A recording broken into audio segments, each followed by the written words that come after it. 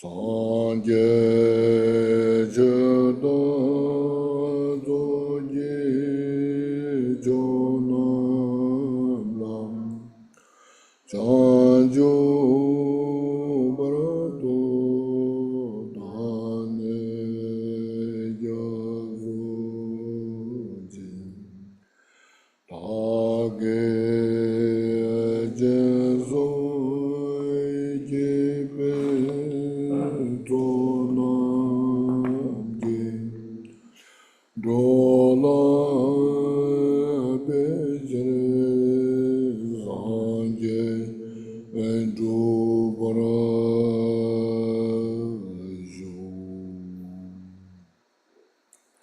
In the Buddha, Dharma, and the Sangha most excellent, I take refuge until enlightenment is reached. By the merit of generosity and other good deeds, may I attain Buddhahood for the sake of all sentient beings.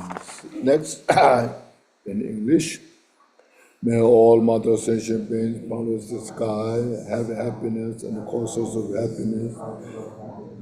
May they be liberated from suffering and the causes of suffering. May they never be separated from the happiness that's free from sorrow. May they rest in equanimity, free from attachment and aversion. May all mother sentient beings polish the sky, have happiness, the causes of happiness. May they be liberated from suffering and the causes of suffering. May they never be separated from the happiness that's free from sorrow. May they rest in equanimity, free from attachment and aversion. May all mother sentient beings polish the sky, have happiness and the causes of happiness. May they be liberated from suffering and the causes of suffering. May they never be separated from the happiness that's free from sorrow. May they rest in equanimity, free from attachment and aversion. Thank you. Okay, first, please. Yes, okay.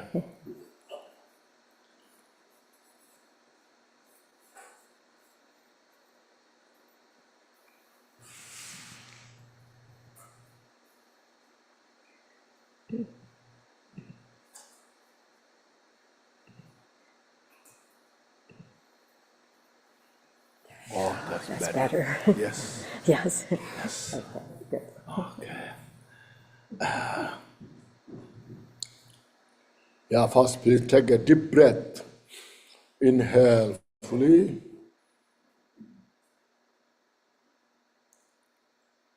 And release all your stress and exhale. Inhale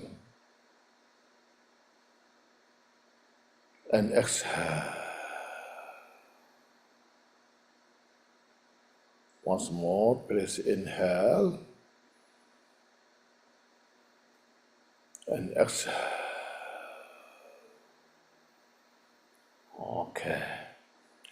So this morning we have went through briefly all those general things, Now today in this what we do is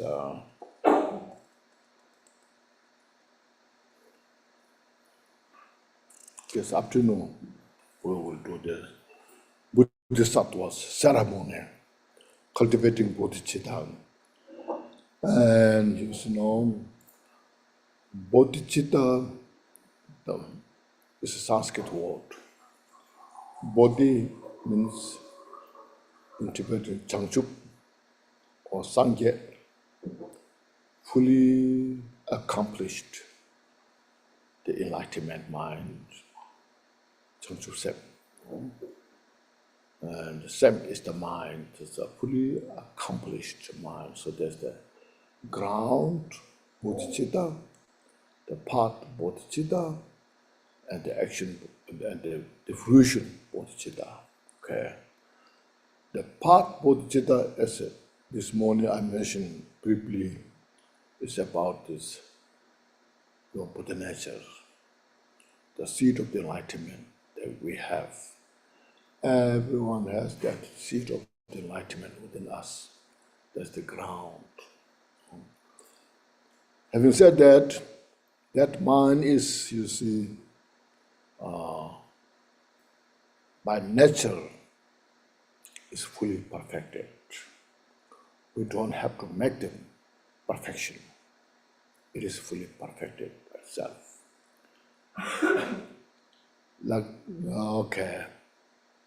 Like water coming from the mountain. Way from the mountain, the water is fully pure. It's not polluted. We don't have to make it pure,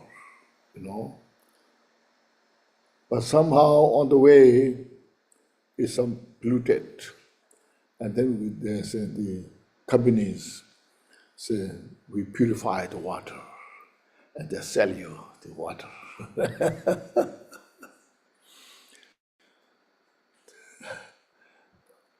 The water itself, as I mentioned, there's nothing to purify because it's already pure, So like that, our mind is pure by itself. But somehow our delusion took over, and then it just what we call shadowed, or it clouded by these adventitious obscurations, called all this adventitious cloud, the adventitious obscurations, they are just delusion. Delusion means? What means? Delusion means? Not true. Huh? Not true. Not true. Not true. Is that right? Are you sure?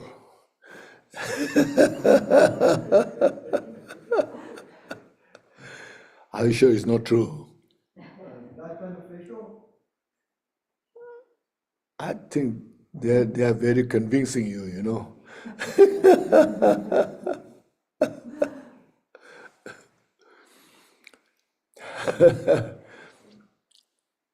They are artificial. What's called deluded mind. It's so not real. So it's artificial. It's a toxic, and fabricated skull, So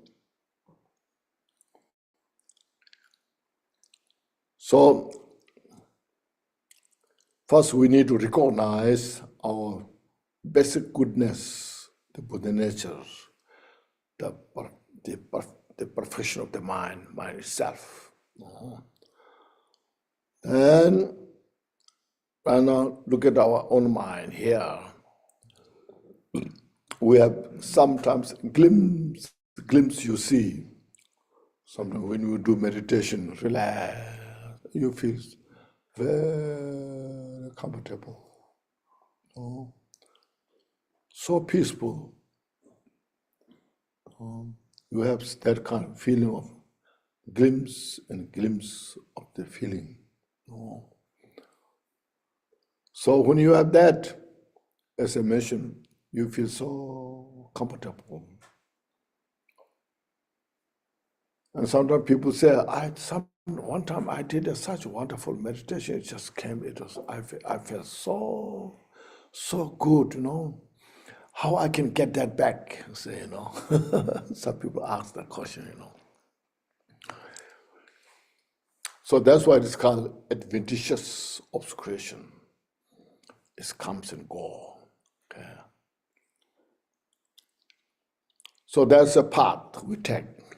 First, we see the ground mind as it is, and that what Buddha saw, that every sentient beings are imbued that mind fully, and then see, yet these adventitious obscurations when they are kind of preoccupied our pure mind, then we are suffering so much. Sentient beings, there's a lot of sufferings there. So Buddha, as I mentioned, can see these things and then has such a great compassion. These innocent sentient beings, they're suffering so much. Not only themselves suffering, they create suffering for others. They contribute a lot of sufferings. And then this is kind of unending suffering, one after another.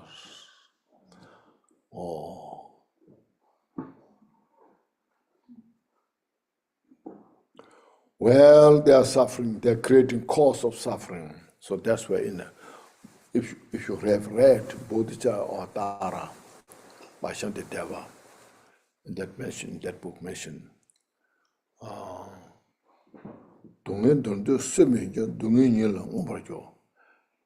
even though we desire to free from suffering, but we chase the suffering. We desire to have peace and happiness, but we destroy them as our enemy due to ignorance.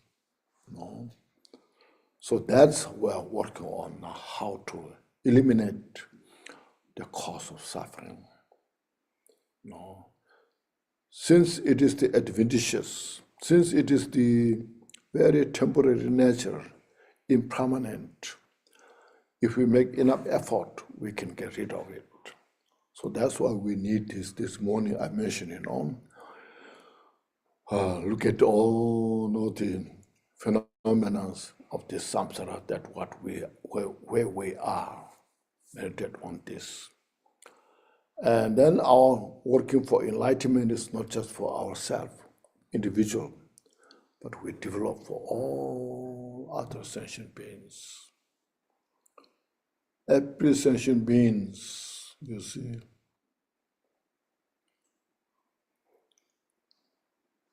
generally we are in the same boat.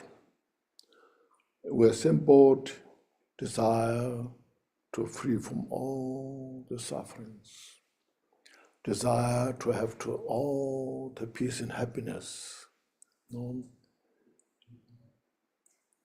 Even though sometimes they are very destructive, very kind of disoriented mind, we feel how they can do that, It is because of their delusion, their mental afflictions. The afflictions are so dense, difficult to get rid of.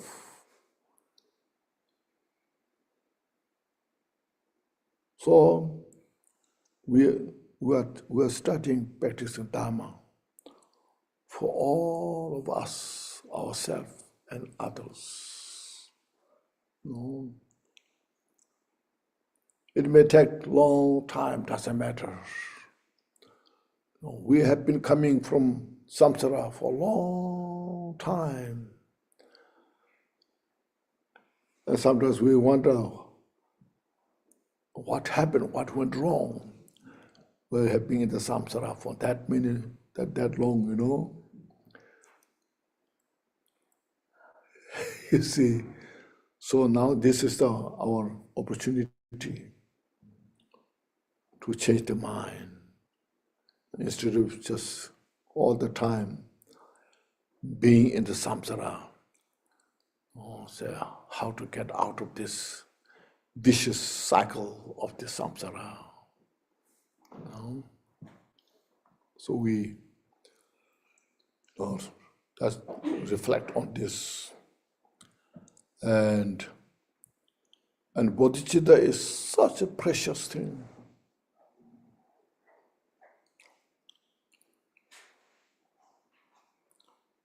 Yes, sometimes when you visiting great teachers, we go after them, receive their blessings. receive their teachings, why? So because they're Bodhicitta. When the Bodhicitta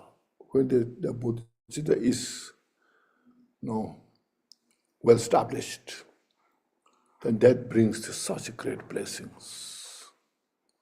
And we all go after them, receive blessings, receive their teachings.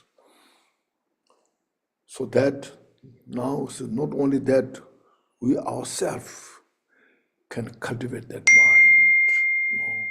We ourselves practice that mind to achieve enlightenment, Buddha, as Buddha did.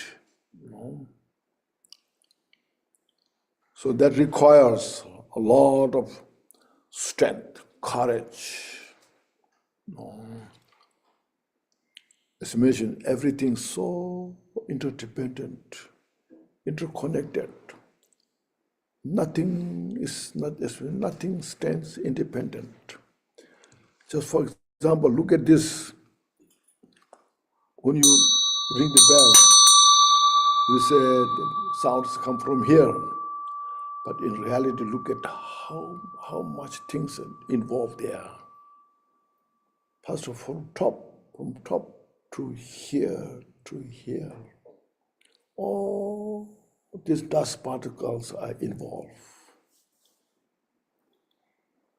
And then not only that, they need my hand. See, hold it. If I just on the drop on the ground, you don't make the sound. You see, you have to hold. But that's also not enough. I have to move. See, now look at it, where the sound is come from. Because without of any of this, the sound cannot produce. Not from this, not from this, not from my finger, not from the top, not anywhere. But because of all the causes and conditions, there's so many, all the causes and conditions there to come together and produce the sound. So this is where the sound exists. First of all, where the sound has come from. You see? And where are the sound exist? Is here, or you here, or is it here, or here, where, And then where the sound is disappeared. So if you carefully examine this, see, it's called inconceivable.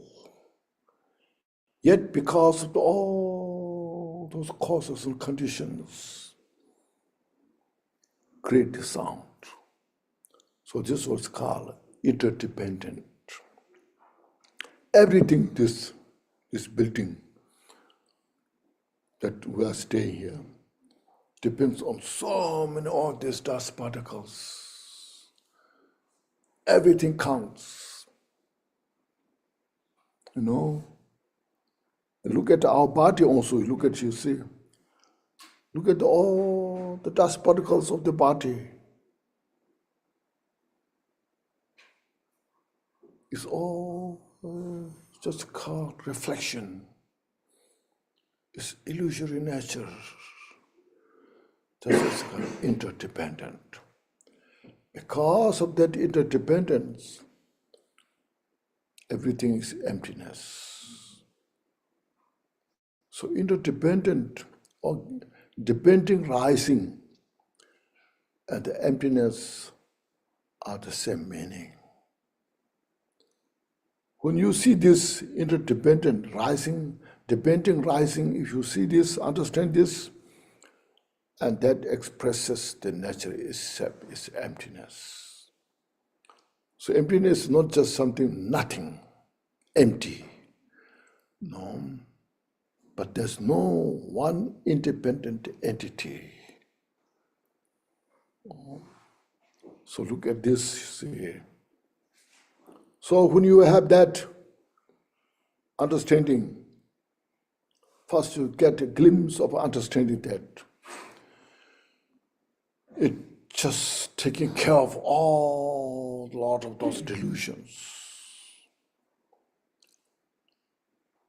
Then as mentioned, to really practice this, to see this, to realize this, we need these three training. No. When these three trainings are, come together,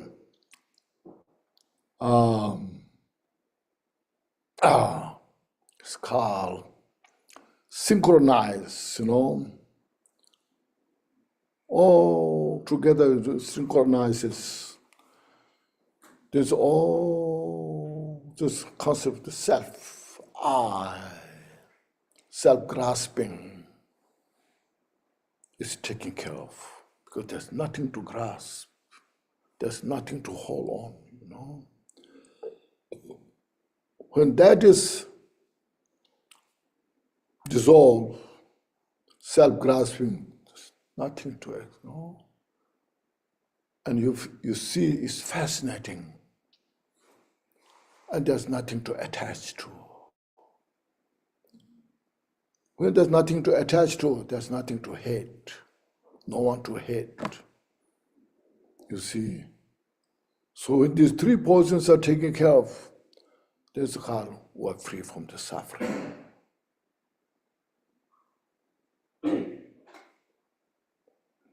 That's the reality nature of all phenomena.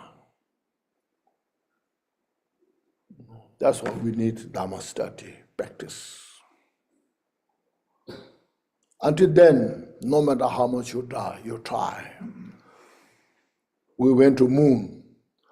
We're going to go to Mars, isn't it? Now where? Jupiter, go further. You cannot find it really where there's no suffering. We explore this planet, our Earth, isn't it? Under the ground, in the ocean, in the space. We explore everything, haven't found something substantial free from all the suffering. You cannot buy a ticket to go such place.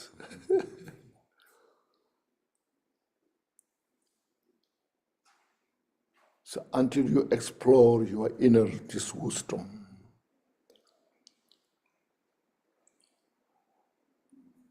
so it's fascinating, This inner mind is such a powerful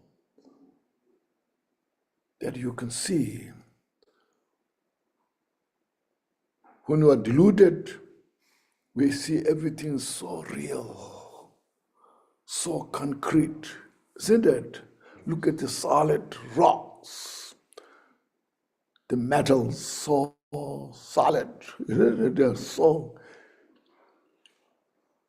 But in reality, nature is just only composition of all the dust particle. So that's this highly accomplished great masters, you see, they displayed this all about, especially like Milarepa, When you read Milarepa's life story, because he accomplished this meditation practice through these three training, That's how he is free from all the suffering and the delusions. So we have to make it that. That is the Dhamma practice, okay? Then you can see, directly you can see, you can get a glimpse, even before realization, that heart means real peace. All mental delusions are just now, has no any place to exist.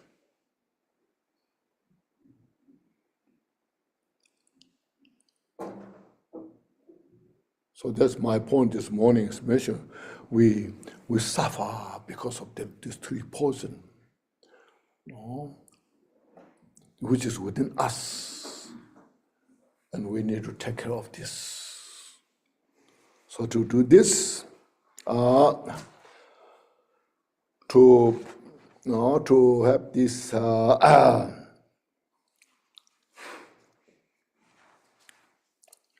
cultivation of the Bodhicitta, we need 4 special causes or conditions. First, you have to take refuge in the Buddha. Okay, take refuge in the Buddha. And then, first you take Buddha as your root guru. Root guru is one, root teacher. Second, take refuge. And third, accumulation of the merit and wisdom.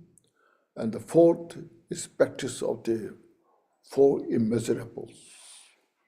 Okay, and in this practice we have, since you have this booklet, look at here.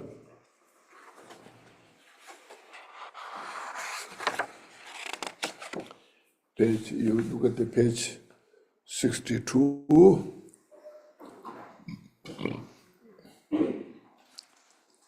Right below the action Bodhicitta prayer says 7 lamp. Oh no, not that one. Oh, sorry, yes. Yeah, first yes, 7 lamp prayer. That is how to accumulate great merit and wisdom. First, you have to look at this one. Page 63. So, taking Bodhisattva's vow, there what you have, until I attain the heart of enlightenment, I take refuge in all the Buddhas. I take refuge in the Dharma, and likewise in the assemblies of Bodhisattva. So this is taking refuge. Okay. So before you take refuge, first look at where Buddha statue in the shrine, and as well we have a Buddha here in the pictures. And this is called Buddha Shakyamuni. Buddha Shakyamuni is our historical Buddha.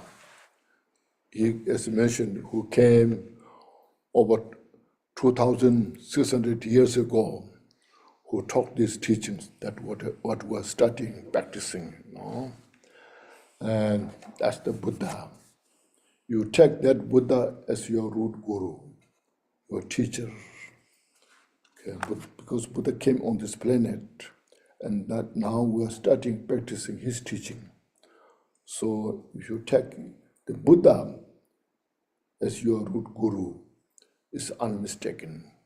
Okay? Because who said this? There's somebody chanting there was the 10th, chapter 10, the prayers every day. Somebody said, he's not here now. You know, there's one man who took the pictures, you know. Okay. He said, he's chanted there was this prayer, chapter 10. At the end of that text, he mentioned, you say, as long as space remains, as long as sentient beings endure, I will be there to dispel or to benefit all the sentient beings. So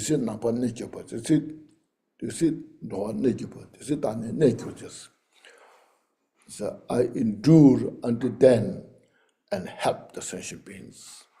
So that's the Buddha's wisdom, commitment. So Buddha is always with us. We just need our motivation. Okay? So take the Buddha, Shakyamuni Buddha, as your root guru. Okay? Then that's your root guru. Because it is said, if you see the guru as an ordinary person and take the Bodhisattva's vow, you'll get nothing, okay? Okay. Even you see that root guru as a bodhisattva, no, as a guru. Oh, my root guru. So he or she is such a great teacher, bodhisattva, and all the great things. And you take the bodhisattva's vow from that teacher.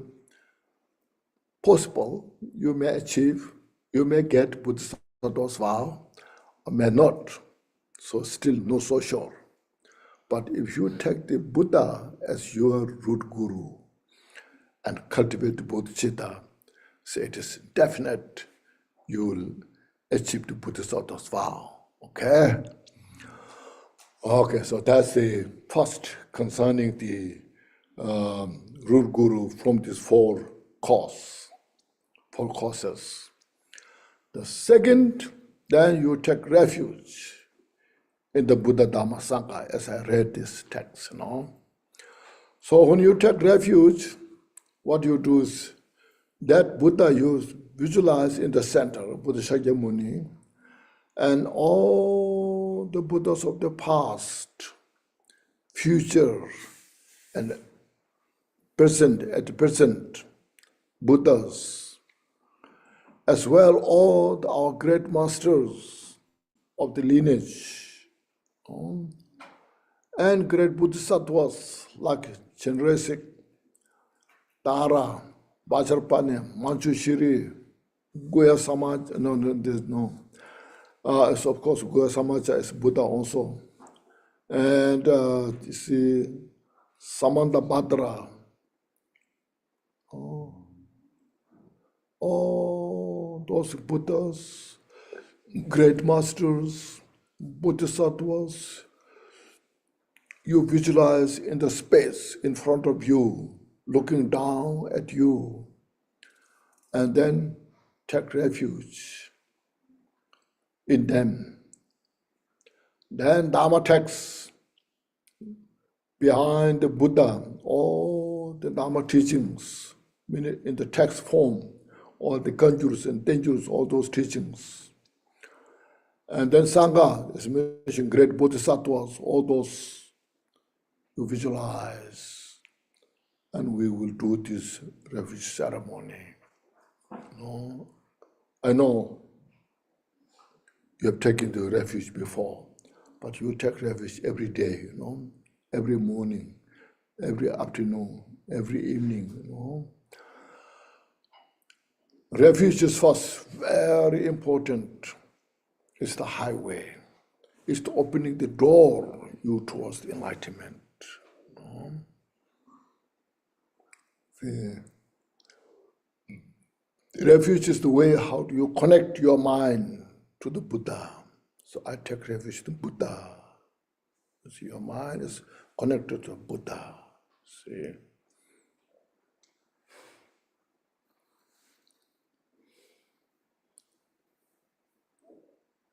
Many of you know when you say offering prayers, what do you say, how you say? Offering prayers. Sometimes you chant in Tibetan. What's how you chant?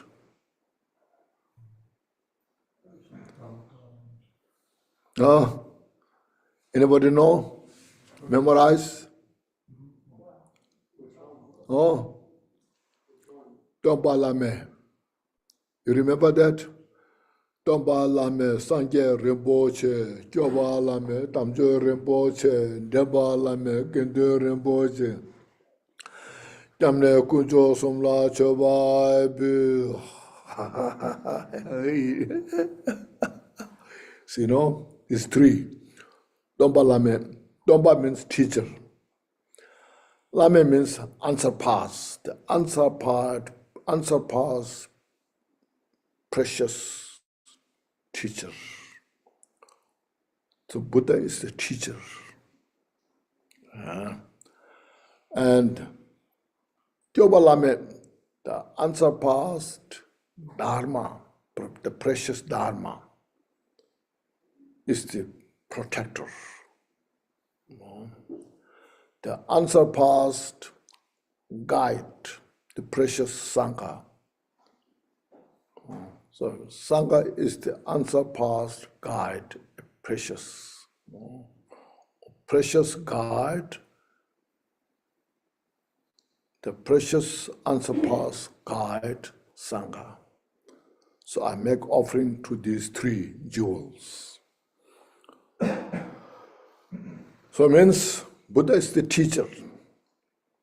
Buddha taught all those Dharma teachings.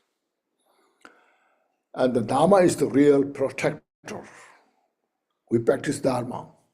Loving kind, we take refuge is the Dharma. And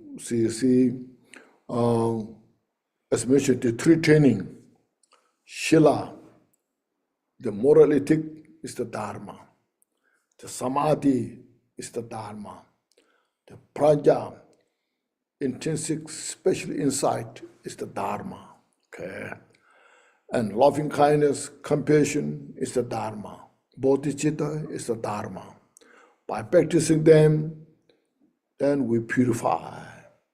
So it's the real protector is the Dharma. Okay. The example is, Buddha is like the doctor, a physician. Okay. You have heard of this,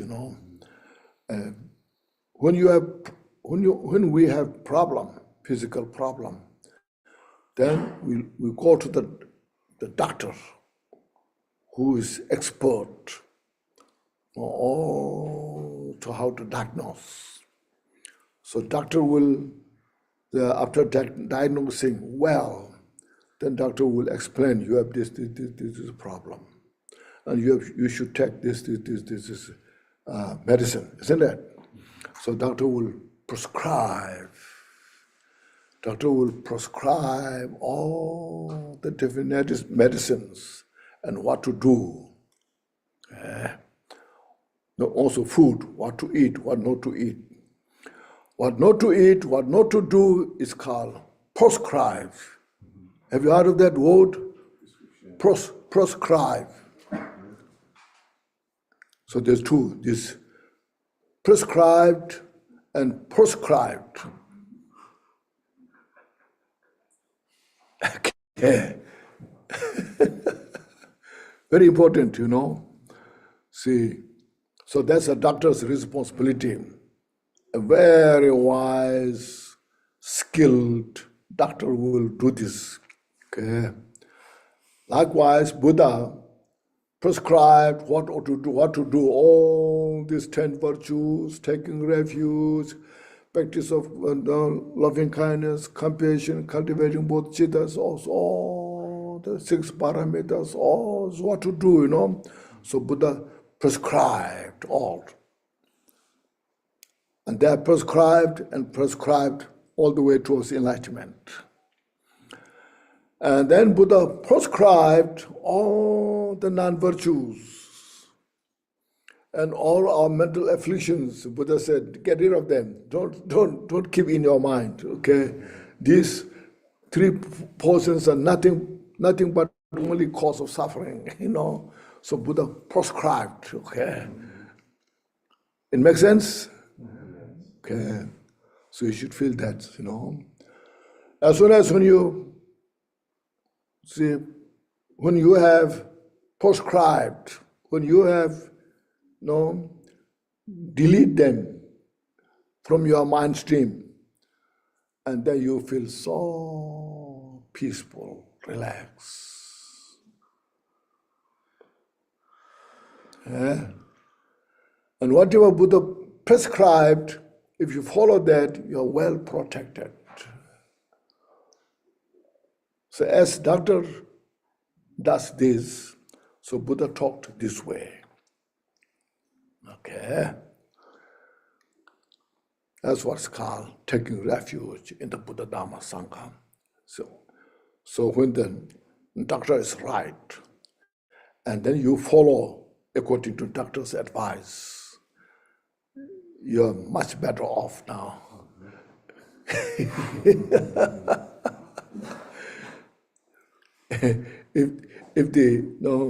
if the doctor is not so good,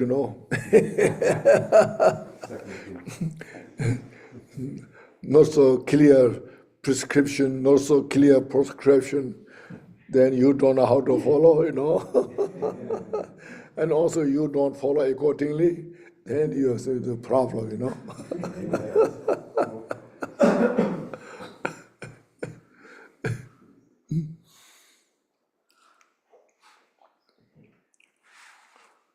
So those people like Milarepa who followed that way, totally 100% followed Milarepa. So he gained enlightenment within one lifetime. So precious, you see. Look at this first, you see. As I mentioned, everybody tries their best, but they don't know what they're doing.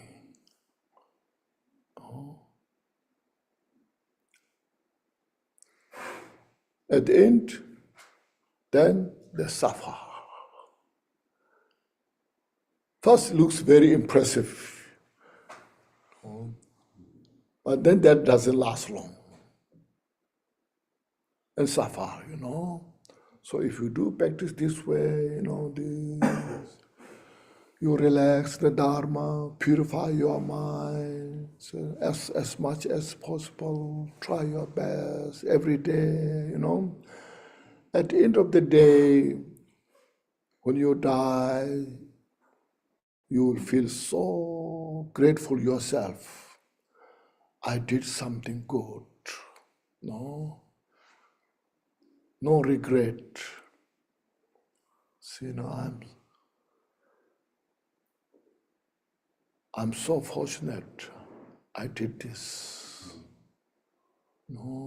Real, especially like we are coming to Bodhicitta, So Buddha into your heart, Dharma into your heart, See, impress the Buddha Dharma, Sangha into your heart. So precious. Because you look at, read all the steps. There's two things, First, say, don't harm anybody. You see, don't harm anybody. See, then you help as much as you can. See, or in other words, if you cannot help, don't harm. These two words, you see. So don't harm that I mentioned, Buddha prescribed what to not harm. Help others is mentioned, Buddha prescribed what to help others, what to help yourself. This is such a precise demarcation.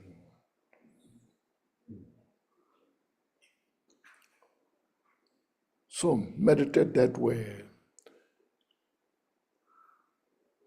And as long as you live, you appreciate, you follow the path.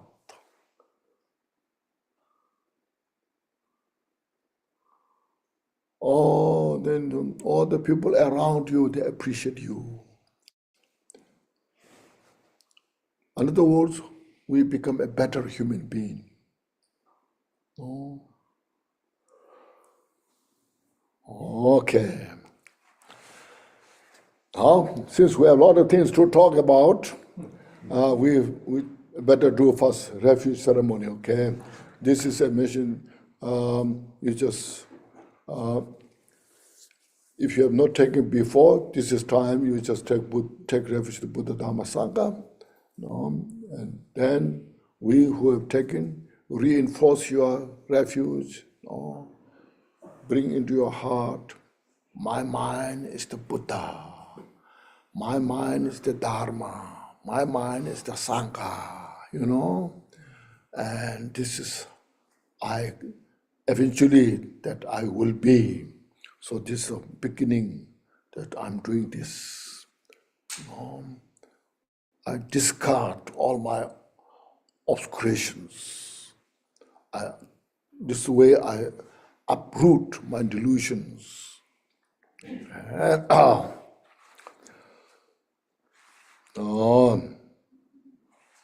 then when in ceremony, we will do in Tibetan. That's okay? Because you know the English translation.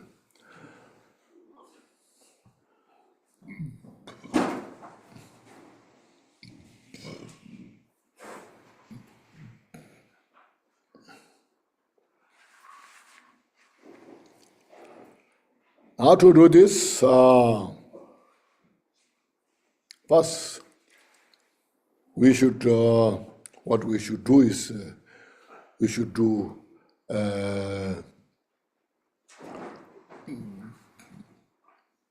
frustration.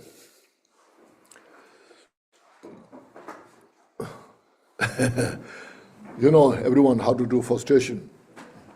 No, you stand up, and your hand joined like this, place at the forehead, and then at the throat, at the heart, and then just first your hand put on the ground,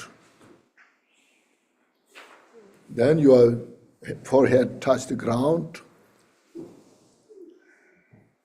Oh, that's good, like that. 1 second, please stand up.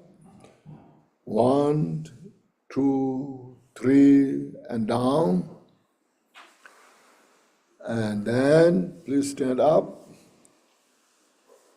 1, 2, 3, okay. Thank you. Very good. Okay. Now sitting, since we have very good space, you know, whether you sit on the chair, on your bench, or whatever, those, especially those who are sitting on the ground, it's good. Your right knee on the ground, left knee up. You know that? Yeah.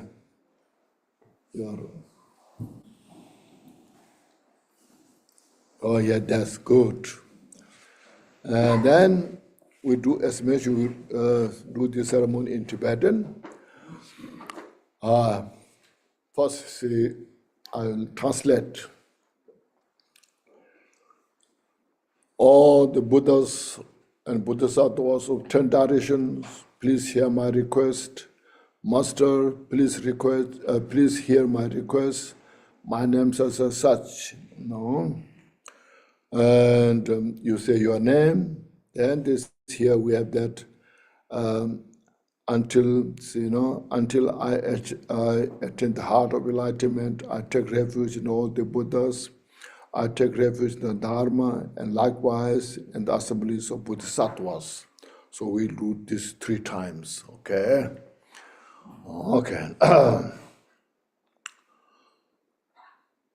Chochuna, Shube, Sangyedang, Changju Semba, Tamje, Dala, Konsosu, Lobyon Dala, Konsosu, Da Ming, this is your name. Dishi Chawa, Changju Ningburu, Chigye Bar, Sangye Namla, Japso Che, Chodan Changju, Sambayi, Solang, Dishi Japso Che. So this is the first. Now we'll repeat the second time. At that time, please reinforce you are taking refuge in the Buddha Dharma Sangha. So this mind, please repeat the second ceremony. Chochuna Shube, Sangyedang, Changju Semba Tamje, Dala Konsosu, Lobyo Dala Konsosu, Da Ming Dishi Chawa, your name, Changju Ningburo, Chigye Bar, Sangye Namla, Japso Che, Chodan Changju, Sambayi, Solang, Deshe Japso Che. Now repeat the third time, this time at the end. Deshe Japso Che means yes, now I take refuge in Buddha, Dharma, Sangha. So you meditate, you received full refuge ordinations. Okay. With this mind, please repeat the third recitation. Chochuna Shobe, Sanje Dang, Chanchu Sempa Tamje, Dala Konsosu, Lubin Dala Konsosu, Damin Dishi Chawa. Your name, Chanchu Yingbo Chiki Par, Sanje Namla Japso Che, Chodan Chanchu Sempa Yin, Solan Dishi Japso Che. Oh, then I will say tap, that time you say, please say Lexo. Means, yes, I received the refuge ordination. Oh, tap, Lexo. Okay, now please see that. Thank you.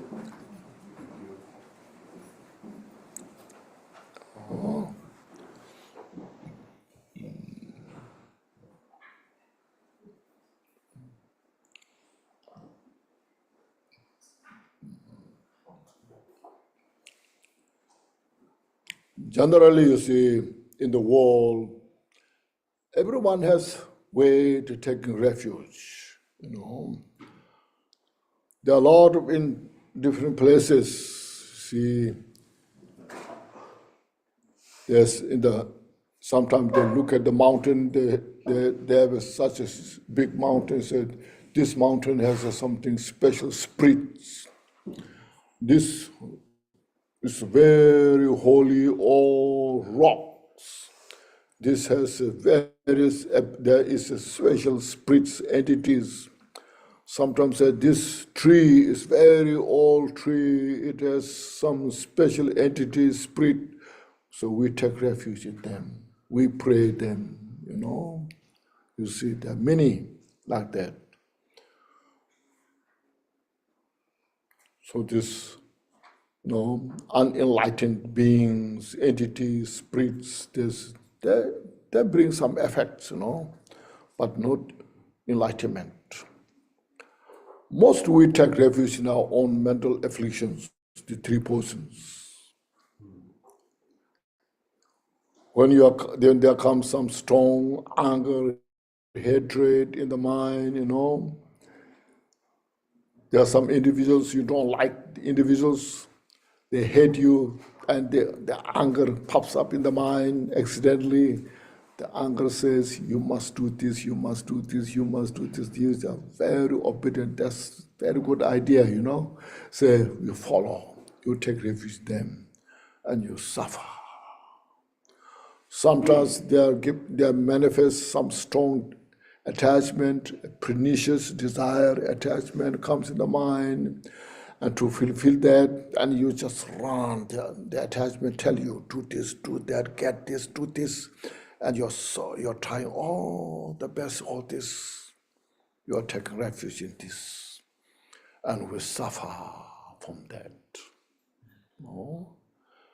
And sometimes when their souls become so strong, then there's some individuals become suicidal. They're so depressed, So in the whole world they do this. This here is to get rid of all those delusions. Purify your mind. Make your mind clear, clean, precious. So our mind is see, one hand, two faces. Okay. In the morning, as this morning mentioned, in the morning we feel so good. Oh, I'm so good, this day is so wonderful. Then in the afternoon, your mind is depressed,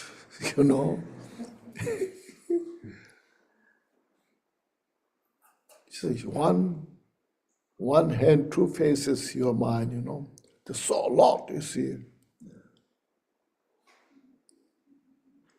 So here taking refuge means we try to purify all those causes of suffering.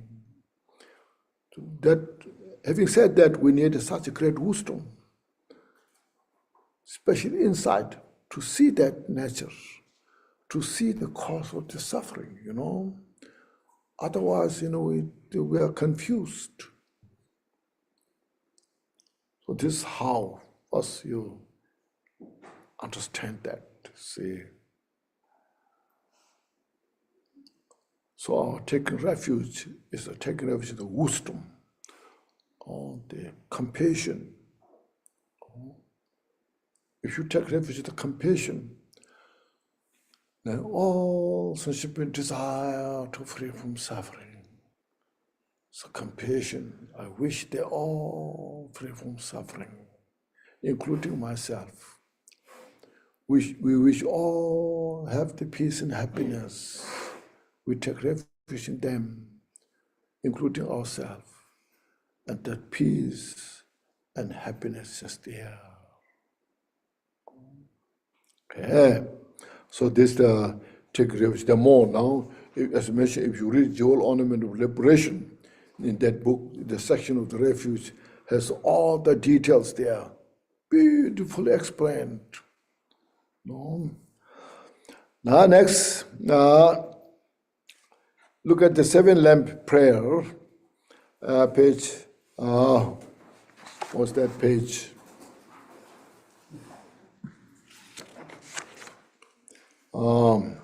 Page 62, look at the 7 lamp prayer. So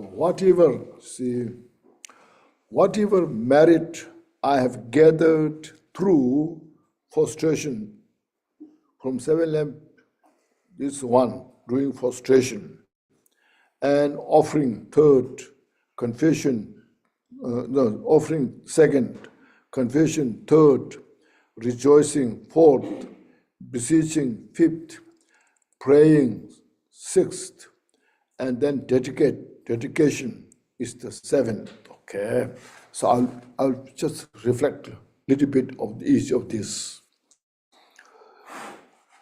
Frustration, as we did, So when you do frustration, not just me here, but you multiply yourself as many as dust particle of the universe, as well in the sky, in the space. All this mission, Bodhicitta 3 times, you do frustration, and offered yourself to the Buddha, Dharma, Sangha. All these frustrations. Then offerings, all things that you can see in the shrine room. You have offering bowls. This is just a symbol of offerings. Otherwise, you see, when you drive on the way, sometimes you see beautiful flowers, and you just make that offering to all the enlightened beings. Sometimes you see such beautiful forest. Sometimes you see a beautiful lakes. Oh, you just make offering to Buddha, Bodhisattvas, all this. And beautiful mountains. All this, is used to accumulate merit, and including your body, speech, mind. I offer to all the Buddhas, Bodhisattvas, for your service, to benefit all sentient beings, to benefit myself. Just make offering those. It's just open your heart, Our mind is so close,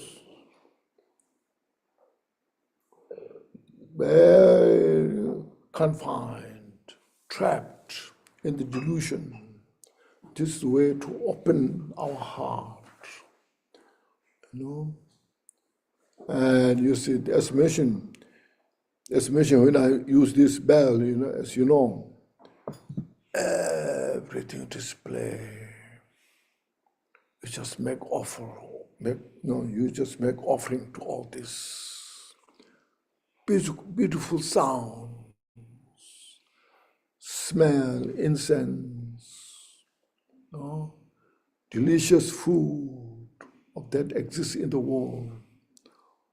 Oh, so you make offering to all the Buddhas, Bodhisattvas. We make this offering for ourselves. Like here you can see, make offering here. Buddha don't come here and drink water, isn't it? Have you seen any Buddha coming here drinking water? You see? See? It's for our benefit, you see. We do this. If you don't know anything about this, this looks like a culture, as a Buddhist culture, But if you know how, if things is not a culture, it's the method of the practicing.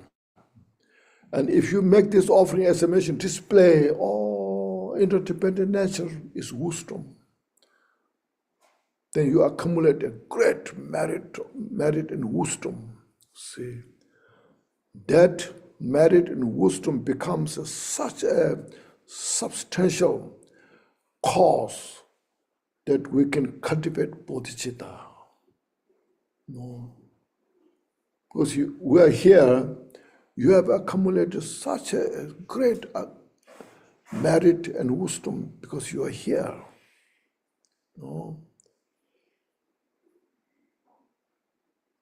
You have enough collected merit and wisdom to be here interested, You are really here, you want to do this, you feel so good about it, Otherwise, there's some people that come here, what they're doing, what they're talking about. Said, it doesn't make sense.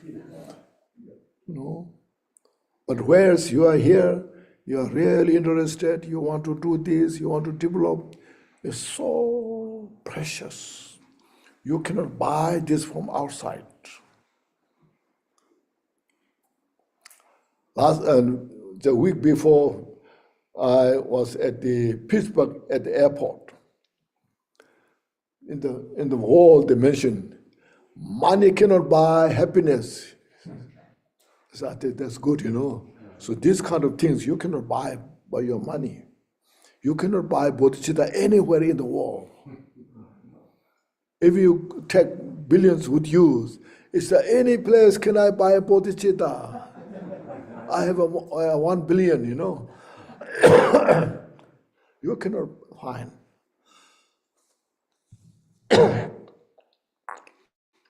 See, So you see, this you have within you, you are this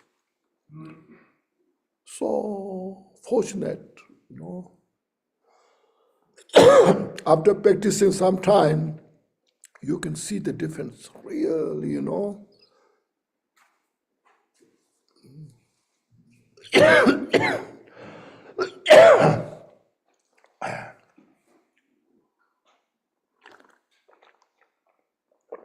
So this is something very precious. Rejoice yourself. Especially in this 21st century, when there's a lot of uncertainties going around. You cultivate bodhicitta and you can take bodhicitta wherever you are going, wherever you are, So, making offerings, okay, that. And confession means purification. I'm sure many of you have received the teachings of Bodhisattva, 4 powers, the power of remorse, power of antidote, power of this resolve, and the power of reliance. First, remorse. Since we have this 3 portions in our mind, just negative thoughts, negative karmas, we just make very easily, mentally, physically, so we purify them. They are nothing but only cause of suffering. Like, subjugating, destroying our enemies, our foes, our opponents. When we do this, the other people go through a lot of suffering, See, like for example, you use your power, and then those individuals sent to prison. How much they suffer? Lot of sufferings are created. So these are unnecessary, So you just purify these all negative thoughts. In front of Buddha, you say, you have totally perfected this, So in front of you, I purify all my negative thoughts, obscurations. And it's so wonderful, You feel joy, peace, So that's this. And then power of resolve is not repeating again. So in the past, I did it due to my delusion, due to my bad habit. All these things just came out. It was not good. Now I purify today and will not come. I will not repeat. And power of reliance. Then you see, I rely to Buddha, Dhamma, Sangha. I rely to Bodhicitta, so that I not repeat this mistake. So precious. Because all the non-virtues we do due to self-cherishing and to protect my family, to protect my name. I don't do this for help others. So these are just nothing but only cause of suffering. So I purify all those negative actions. It's called confession. Okay. And then rejoice. Rejoice all the activities of Buddhas, Bodhisattvas. I rejoice all the Dharma teachings that Buddha taught. I rejoice myself that I have opportunity to practice Bodhicitta. I'm so fortunate. Rejoice yourself. Rejoicing. And if anybody is practicing, you rejoice, like here, Sangha members. You just rejoice all the people here. I'm so happy that we all are interested in Dharma teachings and studying, practicing these teachings. Rejoice. So this is called rejoicing. Rejoicing is the direct counteract or antidote for the jealous. Jealousy is such kind of mind, it ruins our peace and happiness. When we have jealousy in the mind, there's no peace. Instead, the people you don't like, if they have some good car or good house, you rejoice. Oh, I rejoice, they're so happy. They enjoy their life. Instead of saying they don't deserve that,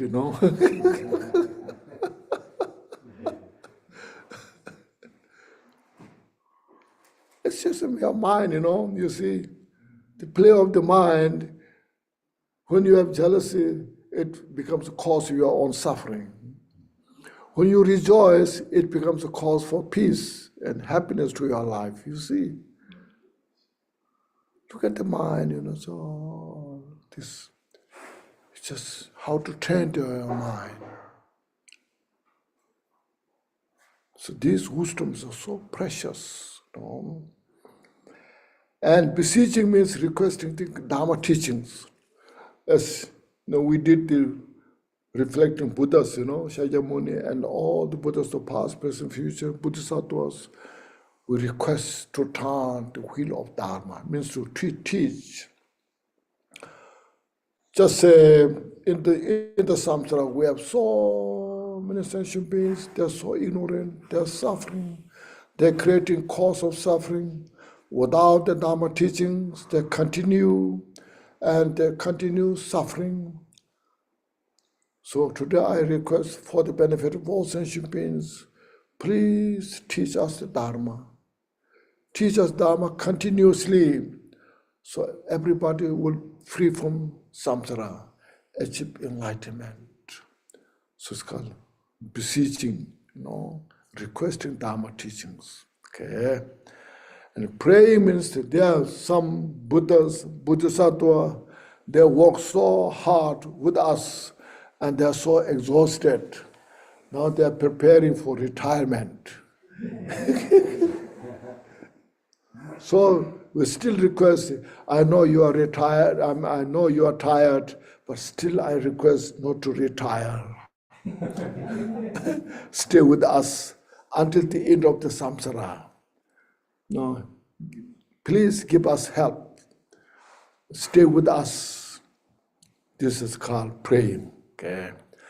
And by this all practice we have done, then we have accumulated great merit. Such amount of merit or wisdom. This all, now what should we do? Dedicate. Okay. Dedicate this, by this power of the virtue, may every sentient being is free from suffering. May everybody attain Buddhahood. And it's such a precious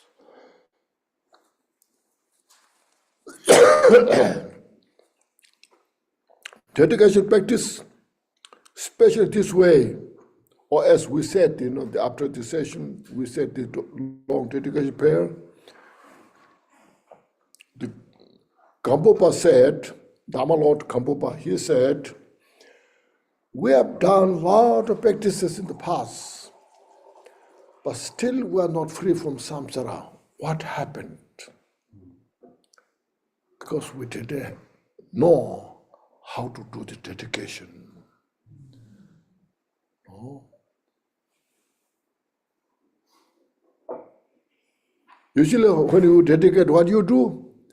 You go to temple, like here, burn a candle, incense.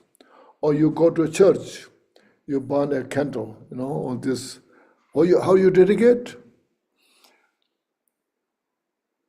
Say, Buddha or God, please help me. My business go well. Or say, I'm not feeling well, so please help me, I feel better. You do that much. Many they do that way.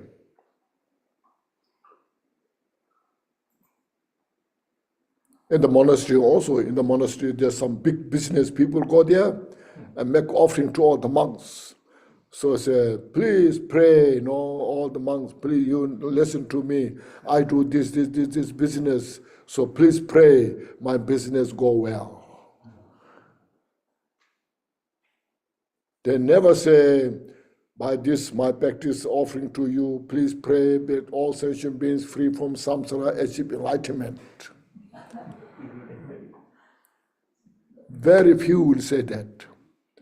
So we know how to do the dedication. It's also very important. Because it's a Buddha's wisdom. Buddha's enlightenment is like the ocean. No? And our merit, wisdom, is like a drop. If that drop is, if you drop on the ground, just disappeared. But if that drop, if you throw in the ocean, say until the ocean dry, that drop will stay with that. Okay? So that's what Dhamma Lord Kabupa said. So we always, at the end of your practice, must do these dedication prayers. May everybody free from samsara, achieve enlightenment.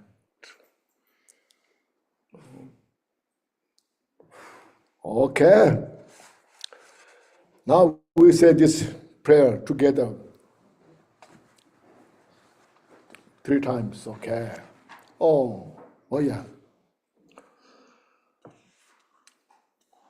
Whatever merit I have gathered through frustration, offerings, confession, rejoicing, beseeching, praying for the sake of enlightenment of all sentient beings, all this I dedicate. Whatever merit I've gathered through frustration, offering, confession, rejoicing, beseeching, and praying for the sake of enlightenment for all sentient beings, all this I dedicate. Whatever merit I've gathered through frustration, offering, confession, rejoicing, beseeching, praying for the sake of enlightenment of all sentient beings, all this I dedicate. Okay, thank you. Do you have any questions?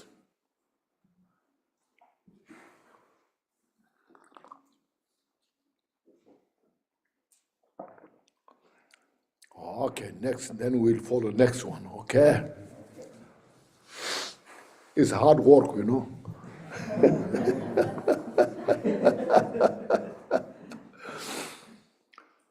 Now next is the 4 immeasurables practice. Now Buddhas, Bodhisattvas, all our lineage great masters are in the space in front of you, watching us. So in front of them, then we practice the loving kindness, compassion, and bodhicitta, special loving kindness, compassion, okay? So here is may all mother sentient beings, boundless the sky, have happiness and causes of happiness. This is practice of loving kindness, okay? A direct counteracts of our anchor, attachment, all the delusions, egos, okay? Now, I'm sure you have heard of this teaching many times, or by the great masters. As well, you have read books like Jewel Ornament of Liberation. It describes so beautifully what means loving kindness. What are the classification of there, or divisions there, and how to practice that, you see. First, look at in your life, who's most beneficial in your life, who help you when you go through difficulties, and you dear that person so much. That person has been very kind to me, gave me all the comfort.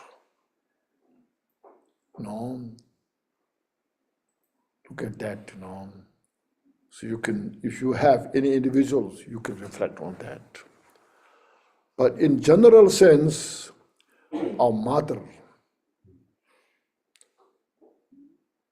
in the case that some people say, oh, my mother was terrible, she just tried to destroy my life, all this. There are some people say that, But majority, general, the mother is the one who really took care of our life. Not only human beings, look at the insects, see, animals, birds, fish. Sometimes you see the fish, the heart, so many small fish going out. When there's some predators comes, all the small fish enter into your mouth, and she protects, Have you seen that? I saw that, I just, oh, what a marvelous, they're so, they don't know anything. They're so stupid, but still, out of love, she cares, oh, protecting in her own mouth. And she can swallow, but she doesn't, When everything becomes safe, then all this coming out from the mouth, So look at this, From this, you see, first, as this morning we read the precious human life. So she gave us this precious human life. Reflect that. Then those family rich enough, it's okay, very easy to raise, but there's some poor family, I'm sure you have seen, some in Asia, some in Africa, you see. Just the mother, she doesn't have anything to feed, and she carries her baby on her hand, and go around. So please give something to feed my baby, go around. And then some people scold her, why you are begging, get out of here. But still now my baby is dying, no food. So like that, through such a great hardship, going through such a great hardship, she raised the child. Sometimes when she's so sick, still she's thinking of her baby, In such cold country places, she herself kept so cold and protect the baby, like this. And the farmer, look at God, go to the farmer. She works so hard in the farm, collecting vegetables for the baby, like this, look at this, When child is sick, and she just cry, my child is sick. She's just desperate how to help the child,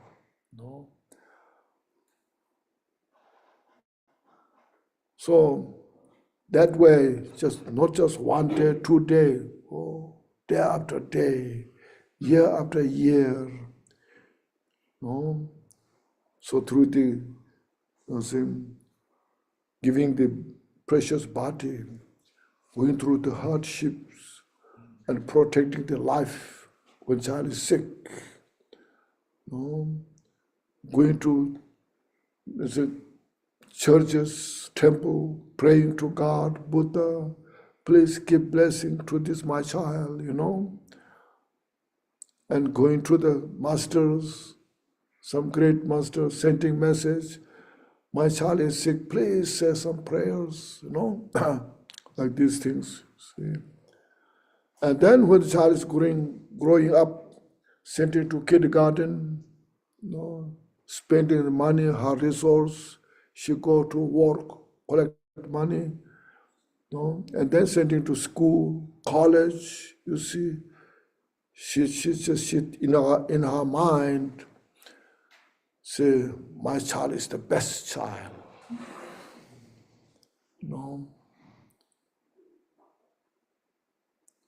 And I want my child the best one, everyone best, my child. Like that, just we raise that. Even child is grown, got job, married, still she's thinking of our child. If he's sick or if she is sick or what, Until she dies her life, she just thinks of the child, So look at this, meditate, It's not just only this life's matter, but life after life, from beginningless time. All sentient beings have been your mother, your father, your brother, your sister, See, meditate. reflect what I can do for them. No. So to kind of bringing that tenderness of the mind in your heart. May they all have peace and happiness. So if we could bring that in our heart, you see, you feel so light, you see. Your mind is very spacious, you see. And you have no fear, you see. When you see all sensations, your mother, your brother, your sister, your father, you know, then you see, you have no fear. There's nothing to expect.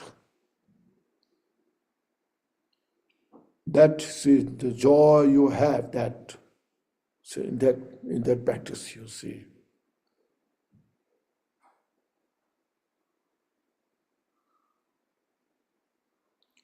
Total peace, nothing but only peace. And that peace is free from attachment, aversion.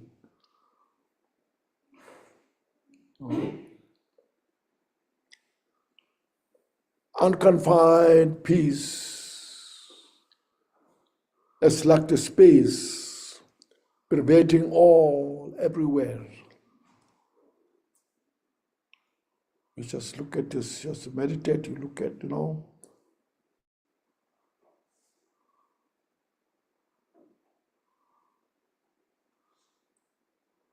It's just a mention. On the other hand, when there's anger in your heart, in your mind, you know, when there's strong attachment, pernicious attachment there's no peace. There's no joy, you see.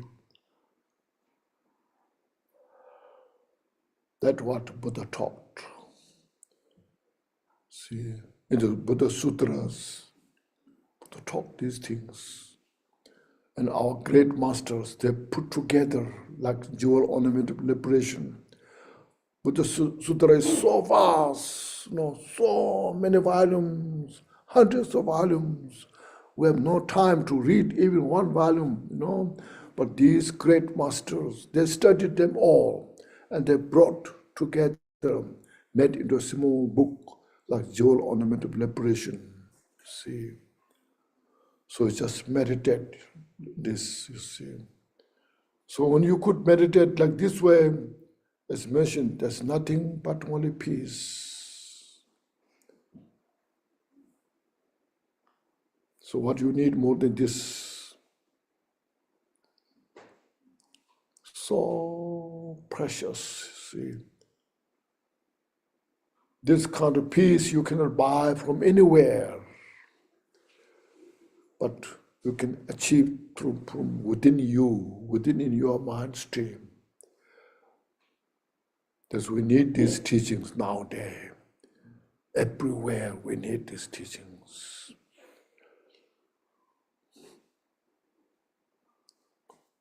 No, we can't stay as lazy, you know.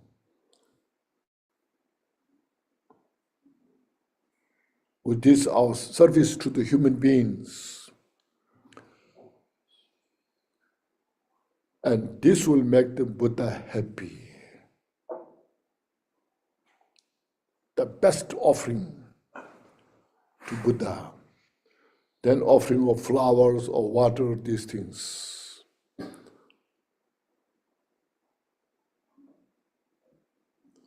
You may burn incense, like this hole is incense, full of incense, you know.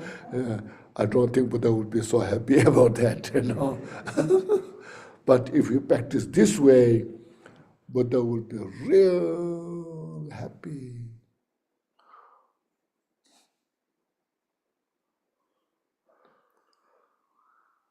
The cause of the peace and happiness is practicing loving kindness itself is the cause. And compassion, and bodhicitta, and practice of the 10 virtues, so forth, 6 paramitas, all all the cause for the peace and happiness.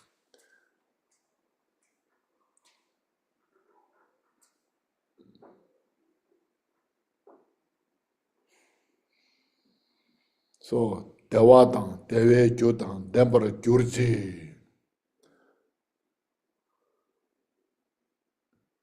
Contemplate this way, meditate this way.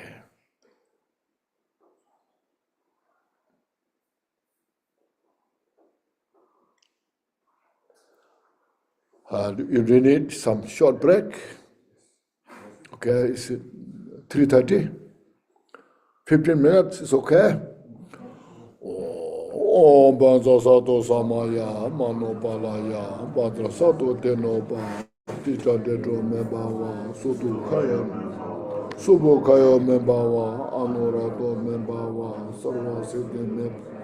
Sarva Karma Suzame, Tetan Shriya, Kuru Hung, Ha Ha Ha Ho Bang.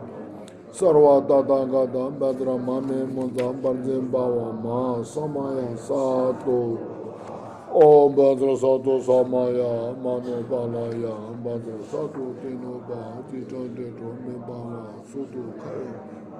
Subo Kaya Membawa, Anorado Membawa, Sarva Siddhi Membawa, Sarva Karma. Chetan Shriya Kuru Hung Ha Ha Ha Ha Ho Bhaga Sarva Tata Gata Badra Mame Munda Banzim Bhavam Satwa syllable is the all pervasive emptiness. Ma Samaya Satwa this page 23, this prayer booklet, book of the prayers there, page 23, you see, Ma Samaya Satwa do you see that? Maha means great, Mahamudra, Mahayana, Maha. Samaya means, everyone knows Samaya. When you take empowerment, you got this Samaya. Okay.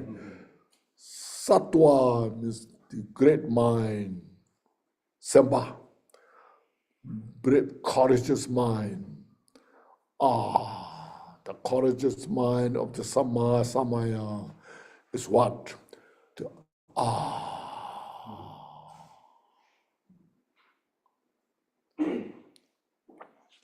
When you make sound, you have to make effort, isn't that? When you talk. But it's the sound, you make the least effort. Least effort. Samaya Sattva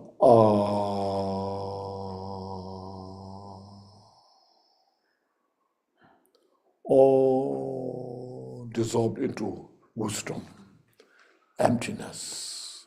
This emptiness is not empty of nothing, emptiness of wisdom. Relaxing your mind there. Okay? Om Banza Sato Samaya, Mano Palaya, Badra Sato Tenoba, Tita Deto Membawa, Sutu Kayo Membawa, Subu Kayo, Anorato Membawa, Sarva Siddhi Meprayaza, Sarva Karma. Ha ha ha ha ho, Bhagawana, Sarva Tata Gata, Badra Mame Munza, Banzim. Samaya Sattva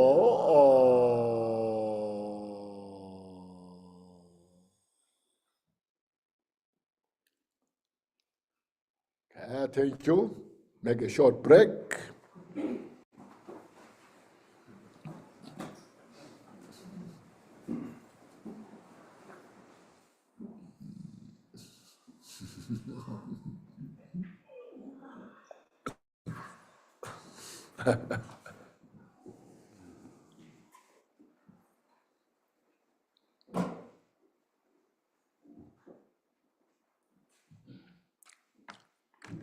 Oh, okay.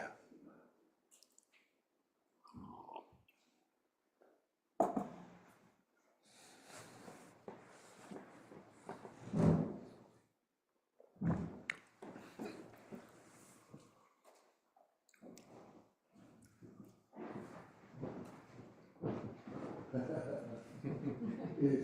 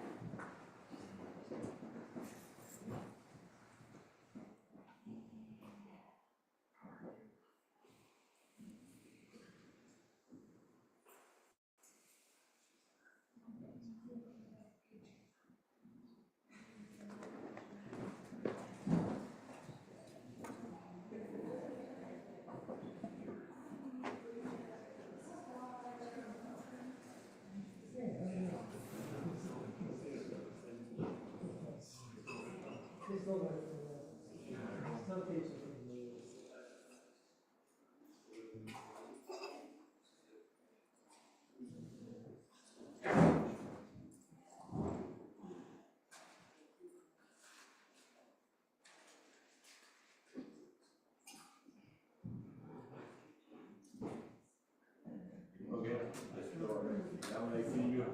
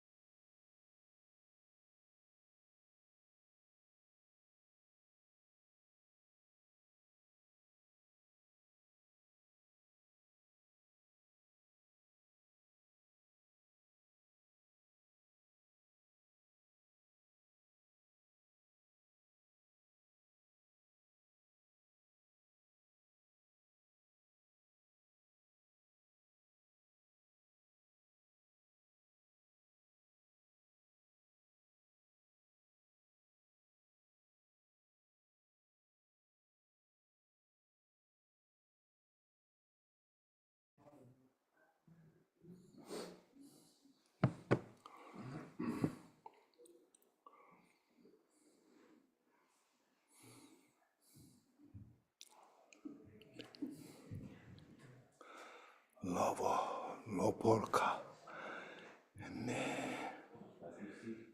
civic pet.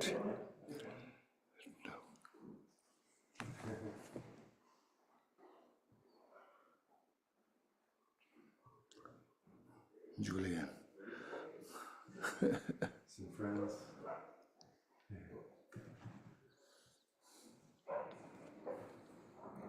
This is how it goes.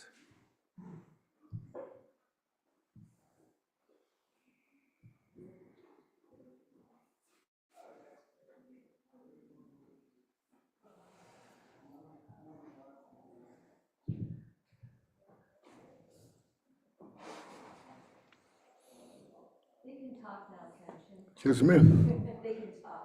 Make some. On Zoom now, you can hear them. You can hear. They can talk to you now.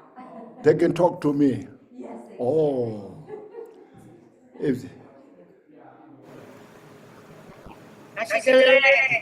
oh, everybody. May I ask a question? You were good. Yeah, very good. Yes, yes. Rested. Lots of teachings. Maybe too much. Everybody at one. We need one at a time. Yes.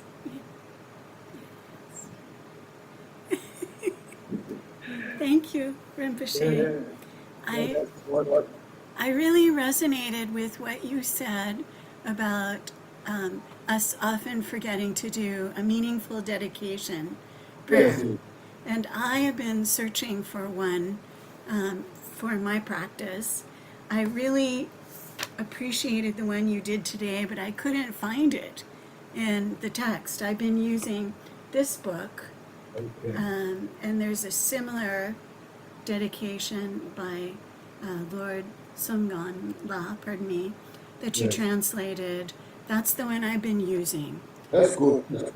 But which one did you use today? I couldn't find it. Okay. This one's okay? Nice. Okay.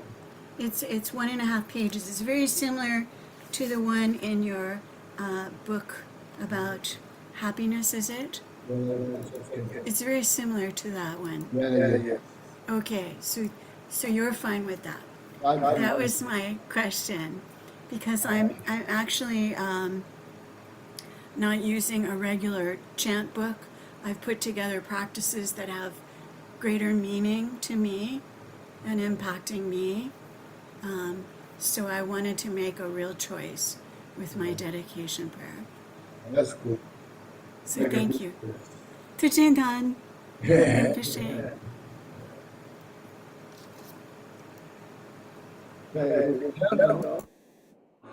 Now, make one hand.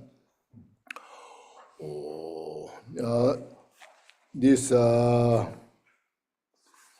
Bodhicitta explanation, page 23, I think, yes.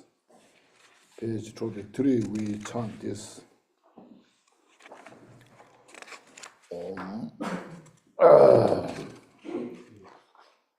Om Baza Zadwa Samaya Manu Balaya Badra Zadwa Denuba Deja Dejo Me Bawa Soto Kayo Me Bawa Supu Kayo Me Bawa Anorado Me Bawa Zarwa Sede Me Praya Sarva karma susame zedana shriya guru Bhagavan Sarva dada gada badrama memun Baranzim bhava ma samaya satva Om Bhadra Sadhu Samaya Mano Balamya Bhadra Sadhu Deno Bhadja Dejo Me Bam Soto Kayo Me Bhava Subho Kayo Me Bam Anurado Me Bhava Sarva Sede Me Brahma Sarva karma susame kedana shriya guru Bhagavan Sarvata Gata Bhadramanimun Banzibam Mahasamaya Sattva Om Bhadra Sattva Samaya Manu Balaya Bhadra Sattva Dino Bhai Deda Dedo Mebam Soto Kayo Mebavam Subo Kayo Mebam Anurado Mebavam Sarva Siddhi Mebram Sarva Karama Susanim Zetan Shriya Guru Bhagavan Sarvada Gata Bhadramanimun Bande Bhavama Samaya Sadho.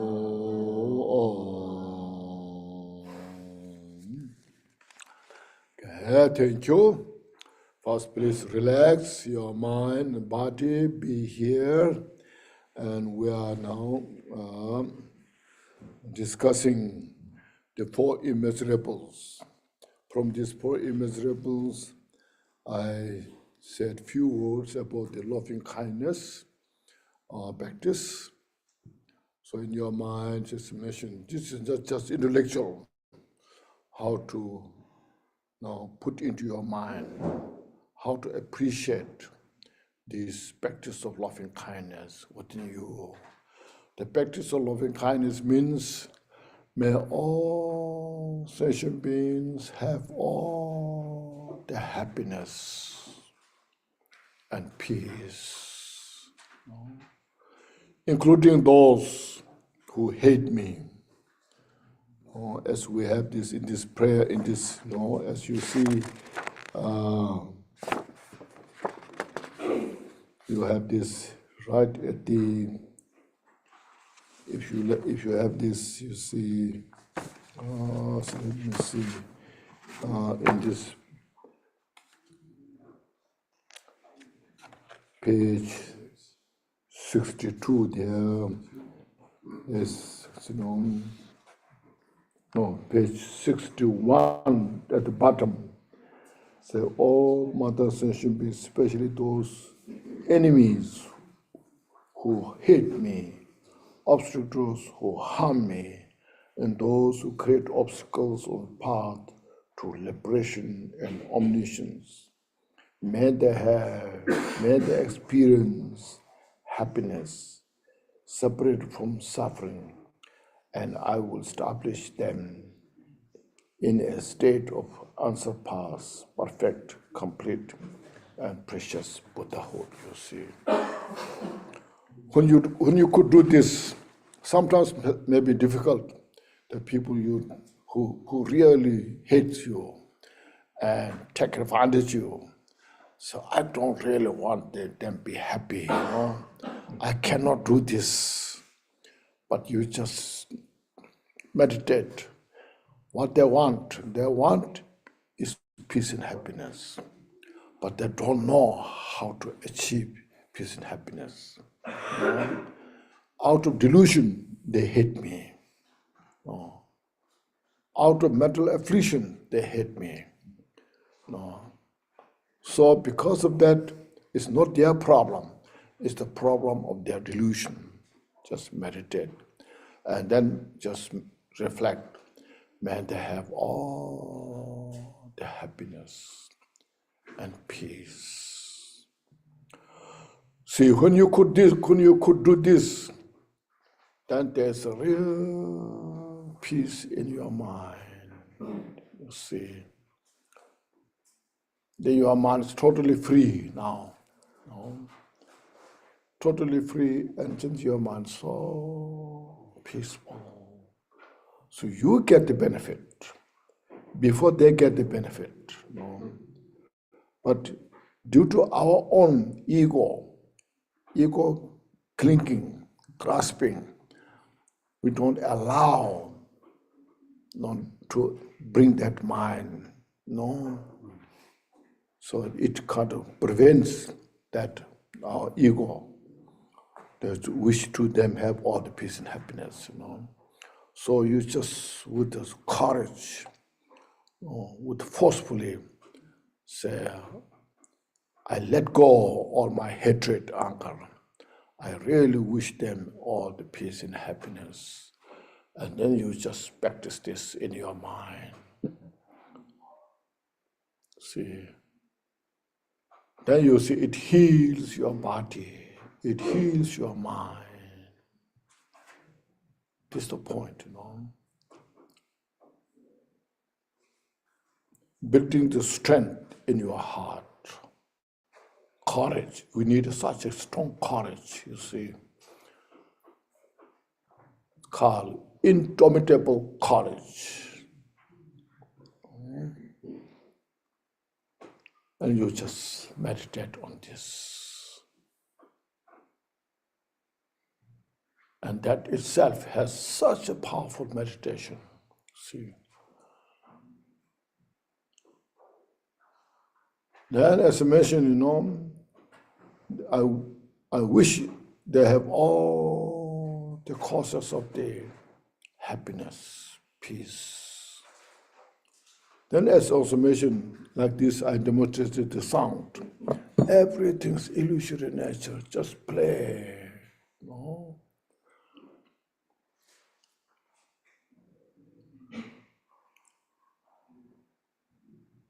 The mustard oil is come from what? From sesame seed, isn't it? Mustard seed. From the mustard seed comes the oil. If the mustard seed is oil, is the oil or not oil? The mustard seed or sesame seed? Is oil or not oil? Not oil, isn't it? You can't use sesame seed or mustard seed as oil. It's not oil, But when you produce the oil, you can use as oil. But they asked it, oil is the mustard seed. Yeah, the oil is mustard seed or the sesame seed. It's not, See, look at this. Without the mustard seed or the sesame seed, there's no oil. But mustard seed is not oil. And oil is not the mustard seed. See? But without the mustard seed, there's no oil. There's oil is not possible. Let's look at this. You should carefully investigate. So, see. That's called interdependent. This called interdependent, Each and every that counts. Without the straw, the mustard seed will not come. Without the ground, there's no mustard seed can come. Each and every these things are necessary to something to happen. That what is happening is not that one. That one is, without that one, this will not happen. Without the left, there's no right. But the right is not the left. Without the left, there's no right. Without the right, there's no left. But not the left is the right. The right is not the left.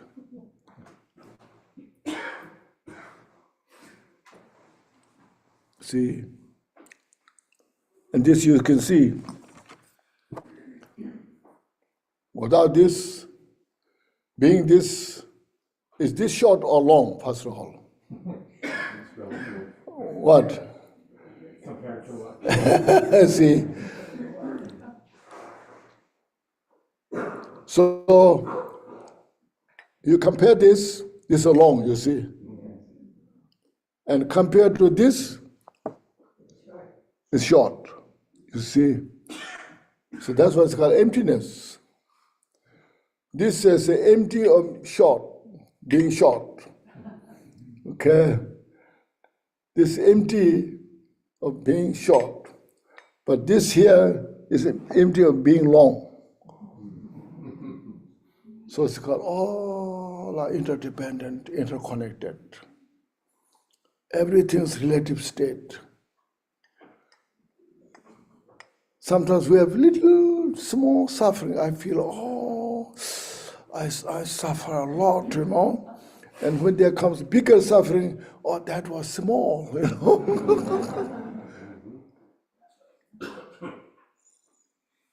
See? I just play. Look at illusory nature.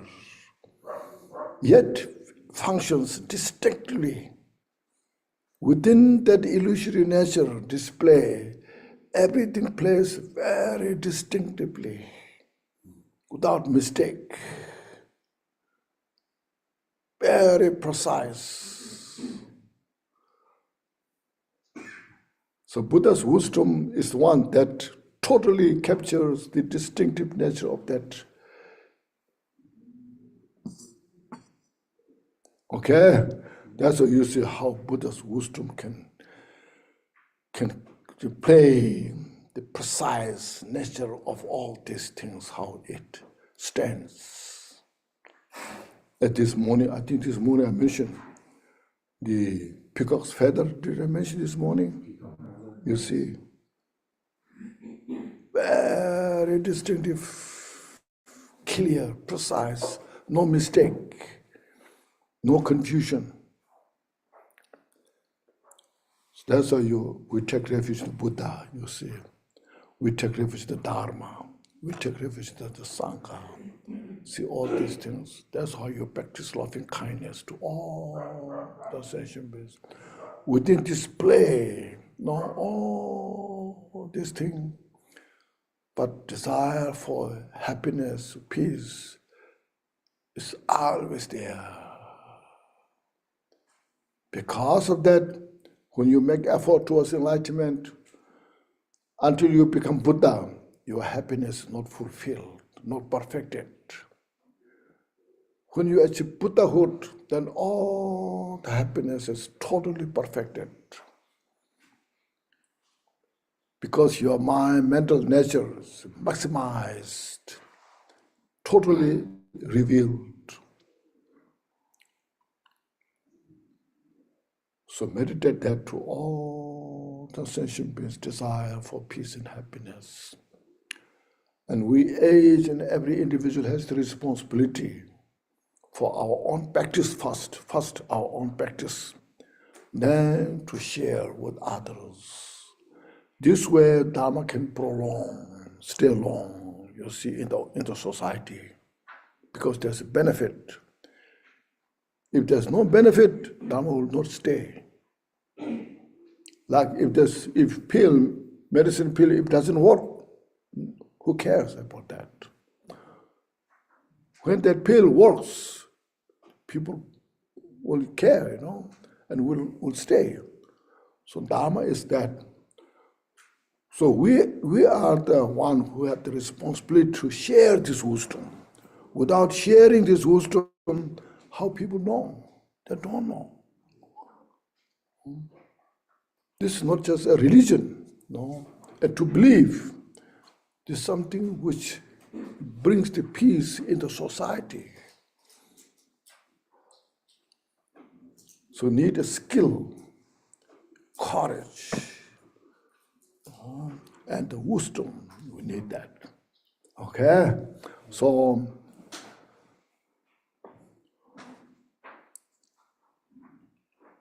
sometimes you can say this is a magic. When you bring that, as I mentioned, your loving kindness, desire to have peace and happiness to all sentient beings, and then you just relax there. You meditate. Your mind should be infused by this, and our mind should be, be a nature of death. And all the confusions let go. No. Just tell this our afflictive emotions, just tell them, you torture me enough up until now, Sometimes you have thrown me in the hell realm. Sometimes you have thrown me in the hungry ghost. And sometimes you have thrown me in the animal realms, I suffer enough. No, just please stay away. No. And practice this. Otherwise they will repeat, they will come back. They will say, oh, my old friend. So I like you. I like you, go to the hell realm,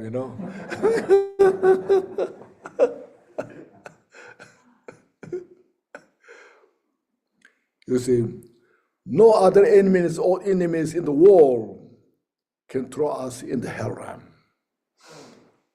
At most, what they can do is just destroy this life. That much they can do. But they have no ability to throw us in the hell realm. But these three poison mental afflictions, not only this life they torture us, but they will torture you to the hell realm. So just meditate on this, reflect on this. Okay, so these are the real Dharma practice that Buddha taught.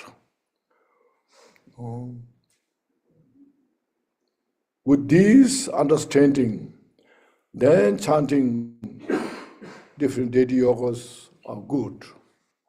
Without this understanding, it's just, if you do the high deity yoga practice, it's just another delusion.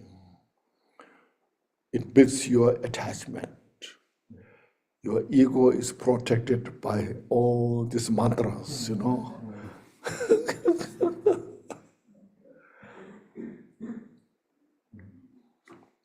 Okay. Now next we try practice of the compassion. As he mentioned, say, may they be liberated from suffering and causes of suffering. That's called practice of compassion. Even though I desire all sentient beings to have all the peace and happiness, but in reality they are suffering. So some are suffering, the suffering of suffering. Some are suffering, the suffering of change. Some are under the condition of suffering. Like, these five aggregates, we know these five aggregates, the form, feeling, we have the form, the body we have. With this we have feeling good, not good, all this feeling. And we have perception, we perceive things beautiful, not beautiful, big, small, perceive. And we have formation, mental formation, all the activities of mind. And we have consciousness, mental consciousness. So these are five aggregates, five skandhas, you see. As long as we have these aggregates, we are under the condition of suffering.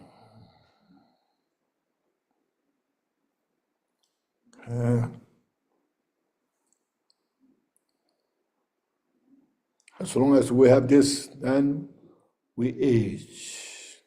Right now, maybe we're young, we are capable, talented physically, mentally, But then when you age, when you age to 70s, 80s, 90s, then you see, you cannot see, you cannot hear, you cannot taste the food enough, you cannot get up easily, cannot sit down easily.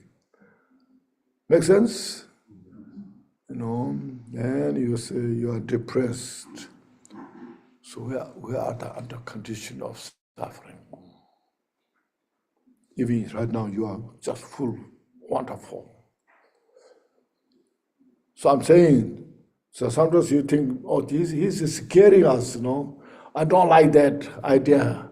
Let me enjoy my life, Some people may have that kind of feeling, but we have to prepare. You see, I'm sure you have enough experience, retirement. You have a lot of retirement, isn't it? A retirement plan, you have to plan after retirement. Then what? What else would that?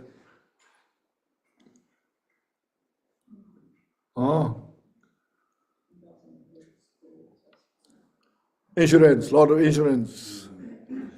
See, then there's a lot of, you buy this insurance, you'll be just perfect, your life, you'll be so beautiful, will protect you from all.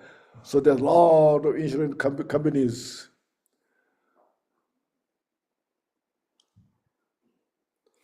Then sometimes when you really need it, then they will say, you don't have this complete, you don't have this, you don't have this. We can't cover you because you don't have this. So you see. So Dharma practice is how to retire yourself. Okay. When you are good, when you are healthy, you study, practice these teachings, meditate, contemplate, and build strength in your mind. Then when difficult things happens, you're well prepared to face these difficult things. Make sense? So we have to reflect on these things. That's what Dharma practice is indispensable. It's not just being a religious person. It's, he or she is very religious, holy person, That's not the point. The point is a practical approach, practical achievement in your mind, well prepared.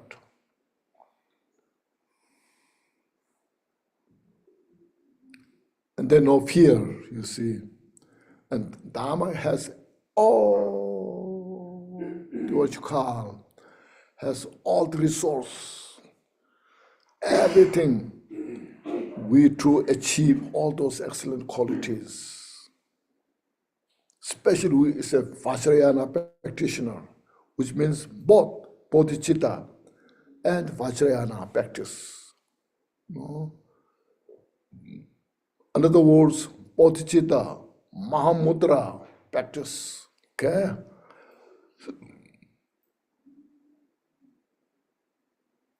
At meditation. So that's, may they be liberated from suffering and the causes of suffering. So develop compassion in your mind. Just wish everyone is free from suffering and causes of suffering. Just bring into your heart.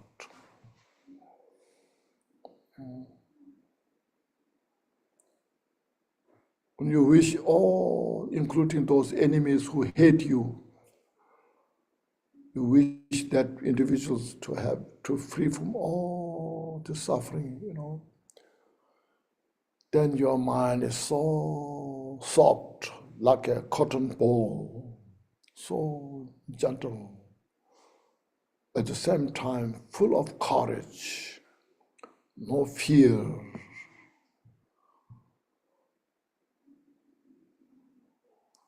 So that's what's called practice of compassion. Okay. And the causes of suffering, then all the non-virtuous thoughts and non-virtuous action are the cause of suffering. We have to get rid of this all. free from all this,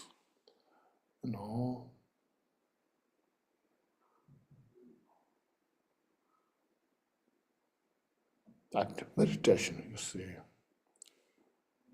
And then sensation brings a suffering in the, like illusory nature, like a moon's reflection in the lake. When you see the moon's reflection in the lake, what do you think about that? Is real or not real? Reflection of the moon in the lake. It's not the moon itself. Excuse me? It's not the moon itself. Without moon, it can't be there. It can't be there. No? So everything is a reflection. Okay? I am the reflection of my karma.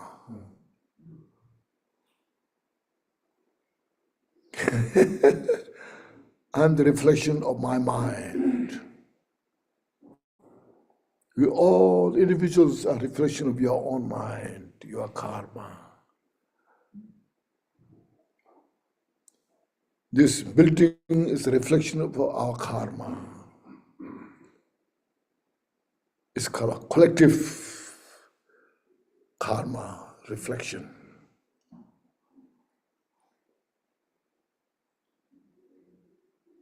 Everything is nothing but just reflection, just see.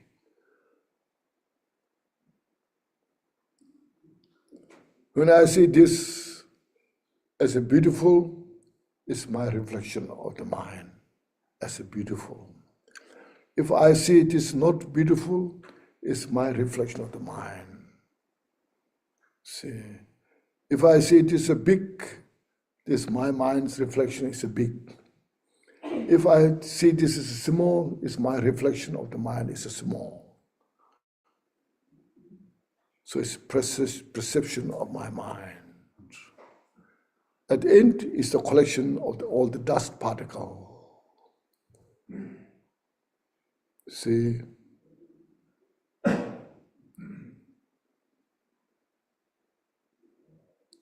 Due to my gross mind, I see something substantial I can hold on. If I realize totally emptiness nature, it's just nothing, it's empty.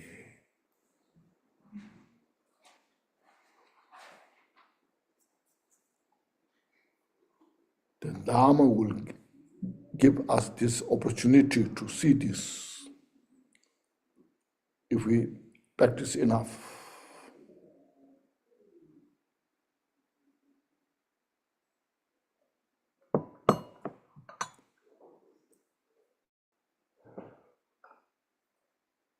Dharma is so beautiful,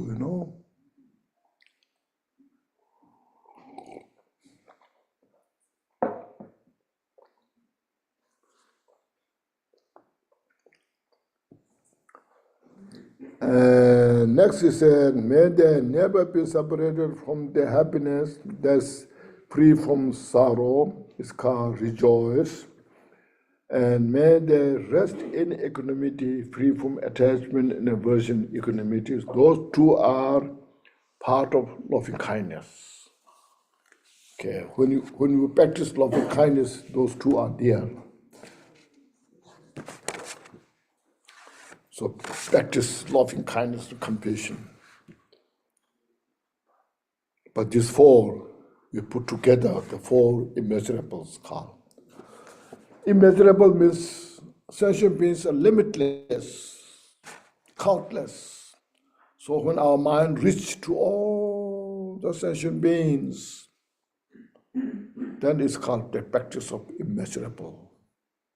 So this is a method to maximize our mind, to destroy the boundary of the confined mind, okay? Confined mind or entangled mind.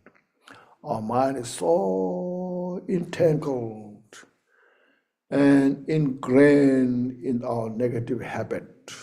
Just, totally just wrapped up all this entangled, all the habits, and then we just suffer there.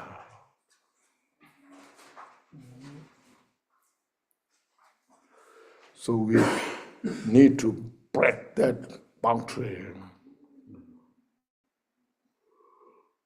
This is the most important practice you see.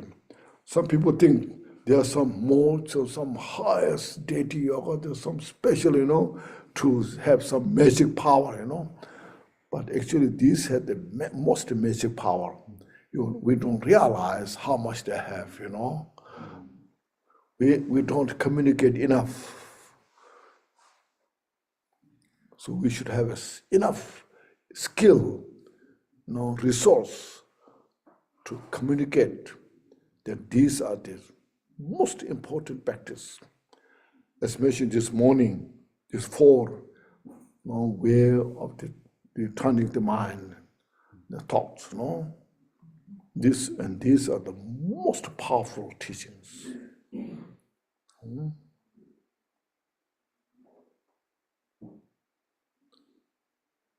Look at our body, Look at this here. The first is skin, surface. Just nothing but all the surface skin there. What's there? Nothing, What's underneath the skin? Flesh and some nerve system. And then what else? Ligaments and all these things. Then underneath there, bones, inside the bones, some bone marrows. Then what is inside there? So all from the skull, look at from skull to the top, your toe. See, look at this carefully, investigate. In the Shantideva text mentioned that, Where's the ego? Where's the attachment? Where's the anger? It's all just a manifestation. It's all just a reflection.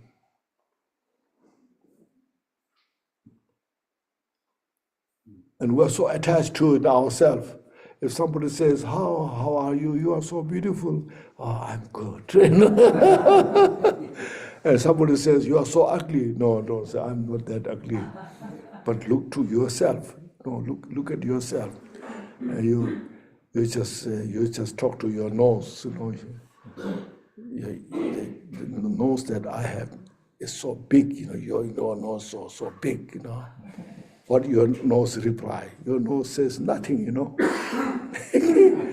Your left hand says, my left hand is so beautiful. Are you beautiful? They look at it. You talk to your left hand. And say your right hand. You talk to your right hand. You're so ugly. And what your hand says, No response, See? Look at that, you see. And then she say, you're so silly,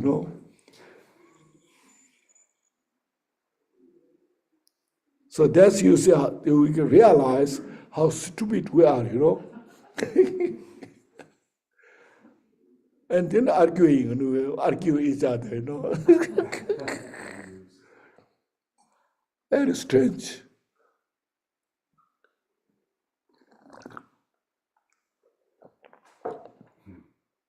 So meditate these things, practice, you see, all session beings are so ignorant. Within that ignorant state, they all want peace and happiness. They just develop such a great loving kindness. May they have all the loving kindness. May they have all the peace and happiness. And then within that state of the confusion or delusion, they want to free from suffering desperately, You develop such a compassion to all sentient beings. I wish all are free from the suffering, More you have wisdom, greater this opportunity to develop loving kindness and compassion. More you see the nature of the suffering, greater compassion can develop. Yeah. That's something that was text said, There's such great qualities in the reflecting on the suffering, he said. Furthermore, he said, first of all, I'm not free from suffering. I'm in the within of samsara. So how I can be so arrogant? No, I'm so stupid. I'm not free from suffering. So you should look at yourself, reduce your arrogance, ego, And then you say, oh, those ones should be suffering so much and develop such great compassion to all. And then when you look at the suffering of the samsara, where does all the suffering come from? No, suffering doesn't come from without cause, or from wrong cause, or from incomplete cause, It's come from the non-virtue. So I have to be very careful about the karma that I'm creating.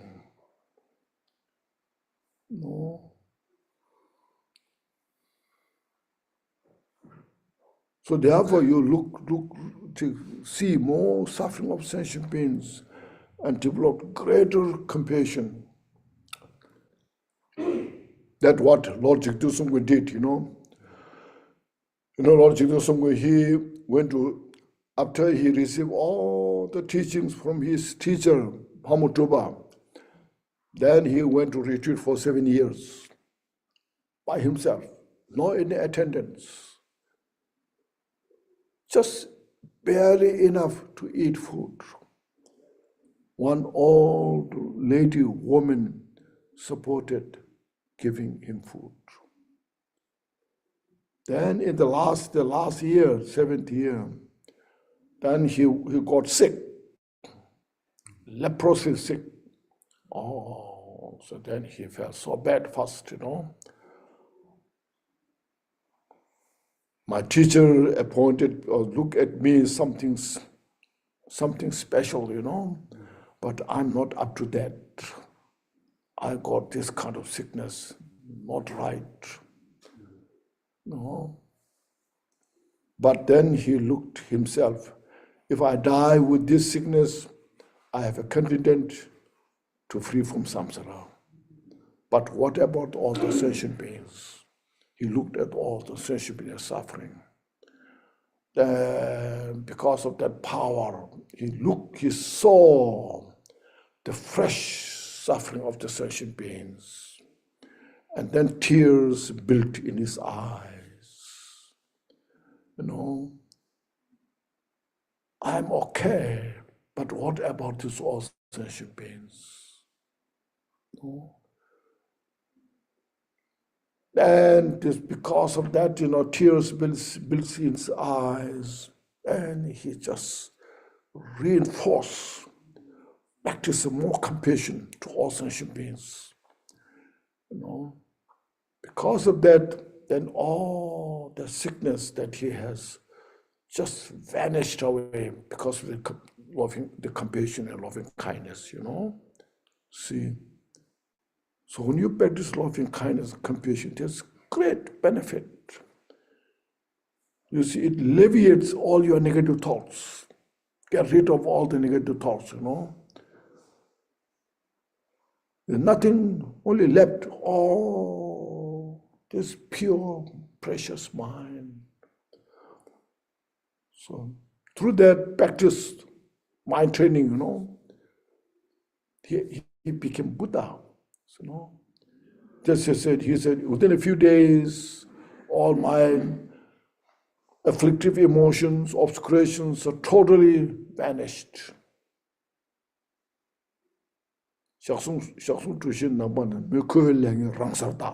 All the leftover negative karmas are fully purified, vanished into the emptiness. Now I come to know, to understand the interdependence. The interdependence of this, you see, the outer interdependence, inner interdependence, the secret interdependence, and the ultimate interdependence. And I reveal all the Vajrayana teachings. And my practice of luminosity of the post-meditation and the meditations are now inseparable. So that he attained Buddhahood when he was 35, you see.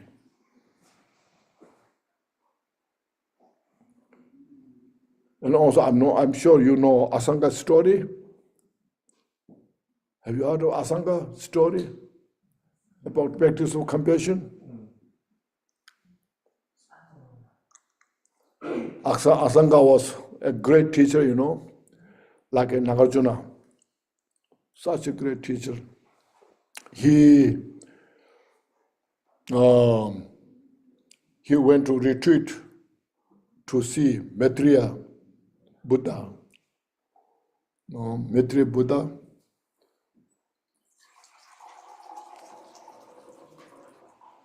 So he went to retreat in a cave by himself. He was there first 3 years. Very strict retreat, first 3 years, and he saw nothing. And he thought, now 3 years quite long. I don't see Maitreya. He came out. What he saw is the cave, dropping water from the cave on the ground, on the rock. That dropping water made a hole on the rock. So I thought, even the water, when you drop every day, the water is so soft and the rock is so hard, but still it can make hole. Oh, it's possible if I practice more. He went back and he did another 3-year retreat there. Nothing happened. And he came out, said, now maybe I cannot see Maitreya. And when he came out, he looked back on the cave. Above the cave, there's a pigeon nest. The pigeon in the evening come in the nest, in the morning going out, and that way the rock became so smooth.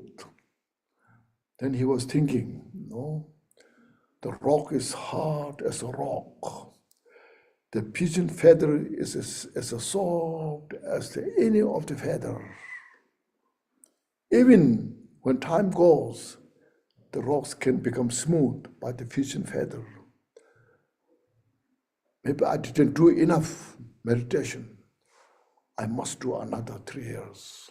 He went back 3 years. So now it's 9 years, Nothing happened. And he was very disappointed.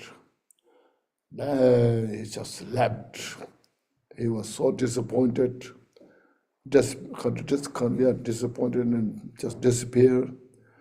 And then he just, without looking at the cave, he just left. But on the way, on the roadside, he saw a man,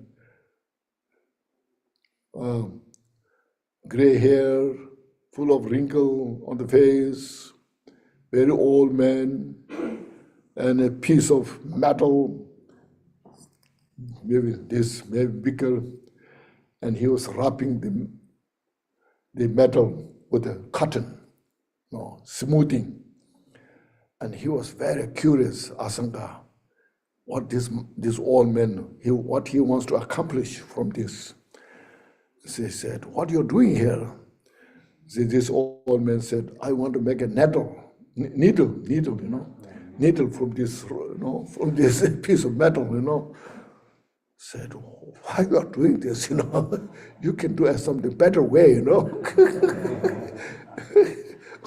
from the cotton, how you can make it, And this old man said, as long as you have a courage, anything can happen, I'm determined to make a needle from this, by this way, Oh, Asaka was very inspired. This old man has such a great courage, I don't have enough, Oh, I must go back, Kind of, without much, what you call, into us, but that forced him to do, and he went back another and did 3-year retreat. Now, how many total? 12 years, isn't it? It's really long enough, but nothing happened. Then he was so disappointed, so I wasted a lot of my time, for nothing, I achieved nothing. He was so depressed. So then he was just, now it's no hope. He just left. And the small village he's going to approach to the village. But before approach the village, he saw a dog. A dog is barking at him helplessly, showing all the fangs and just so much, really try to catch him, but full of maggots on the back. So full of maggots and barking. And he looked at the dog. Then you see, he saw the nature of the sentient beings in the samsara. Oh, this dog represents all the sentient beings in the samsara. Sentient beings in the samsara, they're totally deluded, obscure delusions. Still they are fighting each other for nothing, only suffering, like this dog. Why not the dog just stay quiet and just experience that pain? But the anger doesn't allow to that, and barking at me helplessly. His compassion becomes so powerful there. And then he thought, I must help this dog now. This is the only chance I have now. His compassion was so strong. There's no fear, any fear to exchange himself with the dog. So then he said, how I can help the dog? I need to take out all the maggots, otherwise all the maggots eating the dog. But if I take out all the maggots, then the maggots are also the sentient beings, Even though I am helping the dog, but then what about all the maggots? That's also not right. So now he was thinking how to help the maggots. He's looking around and thinking. Finally he said, now I should cut my piece of flesh. And he has no fear. He got that idea and he was so grateful. So I got this idea. So he cut a piece of flesh from his body, laid on the ground, and started taking the maggots from the dog. But he barely could see, the pain is that the dog is going through. His eyes cannot look at the dog, But he reached his hand to the dog without looking at the dog. Then he touched his hand on the ground and he looked and there was no dog. There's Mother Madhya, standing with the magnificent, all radiating light, all these things. Then Asanka was so emotional. So I practiced to see you for 12 years, where you were. How dare you can torture me, this one suffering. No, he just cried, Asanga. And Maitreya said, I was there the first day when you came in the cave. But because of your obscurations, didn't allow you to see me. Oh, this is what you saw, the rock dripping the water, the fish flying, this old man, and now this dog is all my emanation to help you. You have that much karma to see me. But now this dog that you have sacrificed, you totally, out of your compassion, you totally sacrifice your attachment, your ego. All these obscurations are disappeared. That's why you see me. Oh. If you don't trust me, you carry on your shoulder, go to the village, it's there next to here, and tell all the village people, so Asanga's here, to see everybody to come. And Asanga say he wants to make sure, yes, I want to do that. So he took Asanga on his shoulder and went to the village, and he shouted, oh, the village people come out, come around, see, Asanga is here with me, And the people gathered here, all around at him. Where is Asanga? And so he said, here on my shoulder. Now there's one old lady saw a dead dog on his shoulder. And all the rest they didn't see. And they said, Asanga went to retreat for 12 years. He achieved nothing, but now he became crazy.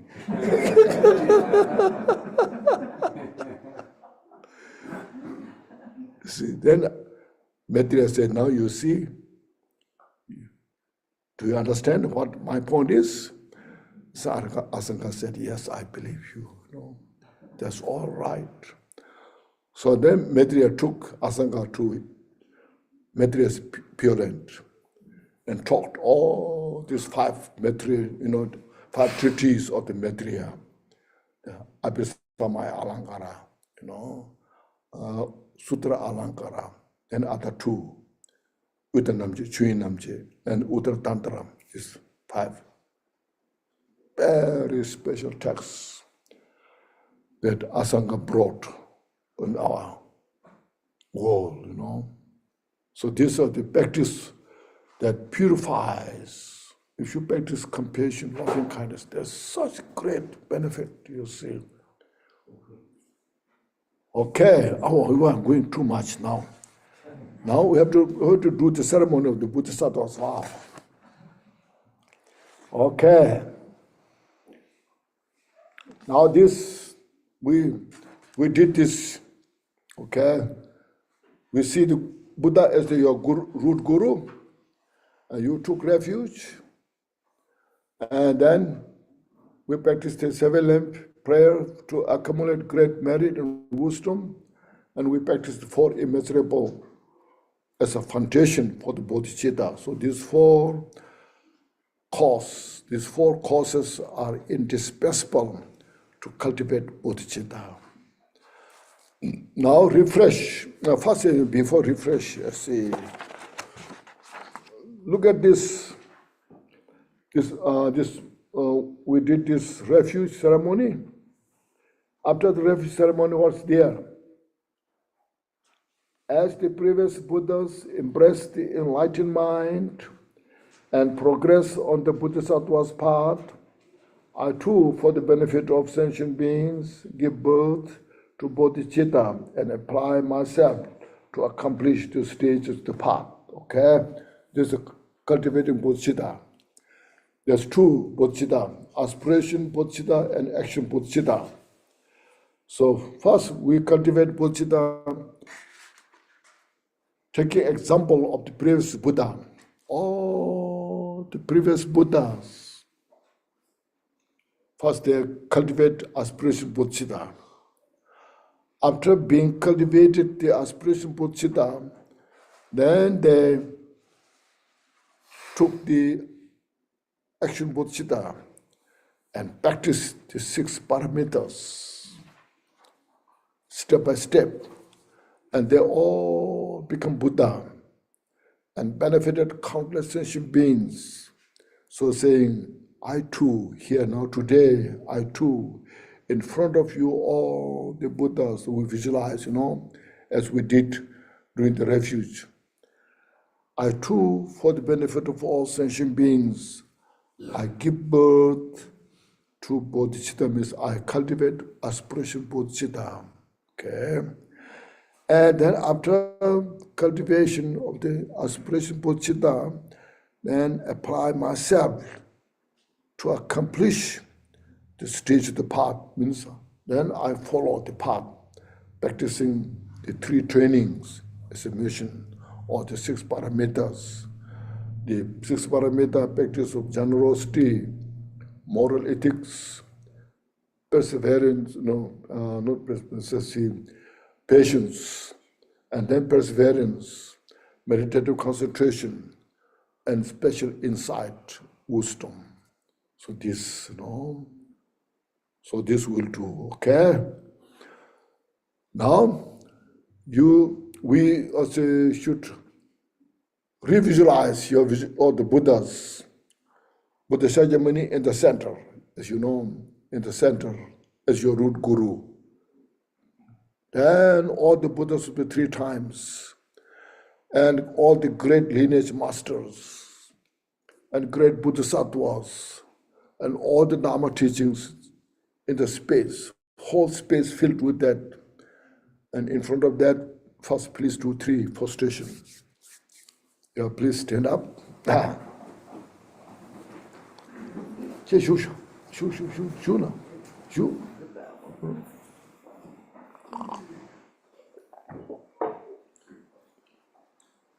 Yes, like this morning, okay?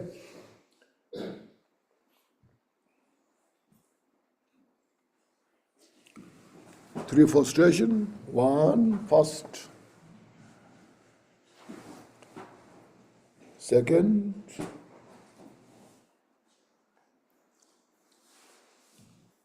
And the third.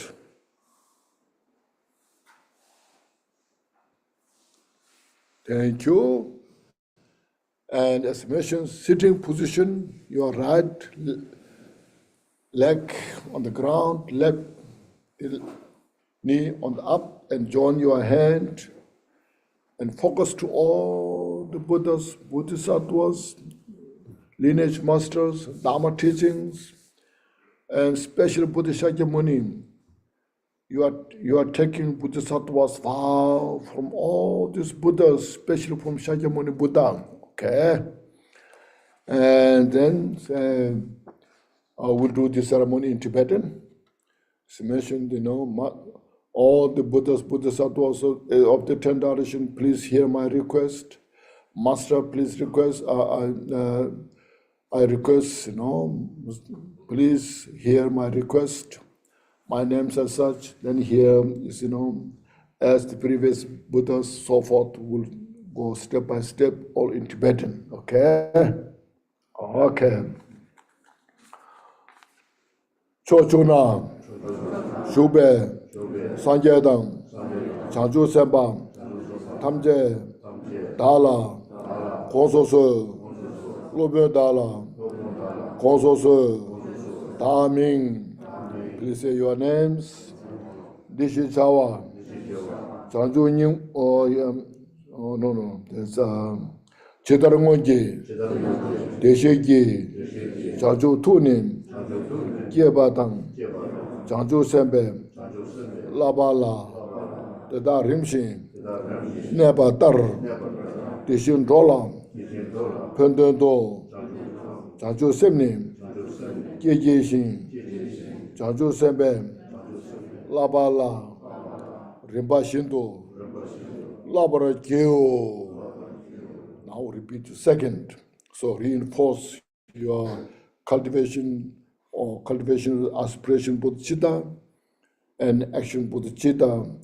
As the previous Buddha went through that, today in front of all the Buddhas, great our lineage masters, Bodhisattvas, Dharmas, I will now cultivate the aspiration Bodhicitta and take the Bodhisattva's vow, the action. With this mind, please repeat the second. Chochuna Shube, Sanjayadang, Chanchu Semba Tamje, Dala Konsoso, Lubyo Dala, Konsoso, Daming Dishi Chawa. Your names, Chidarangoji, Desheji, Chanchu Tunim, Kiebadang, Chanchu Sembe, Labala, Dada Rimshin, Nebatar, Deshin Rola, Pendando, Chanchu Semni, Kijeshin, Deshin Tunim, Labala, Rinpoche, Labra Geo. Now we repeat the third recitation.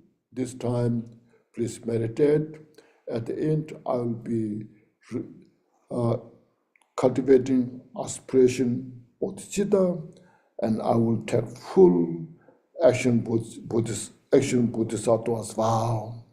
And you feel so kind of privileged, feel so fortunate.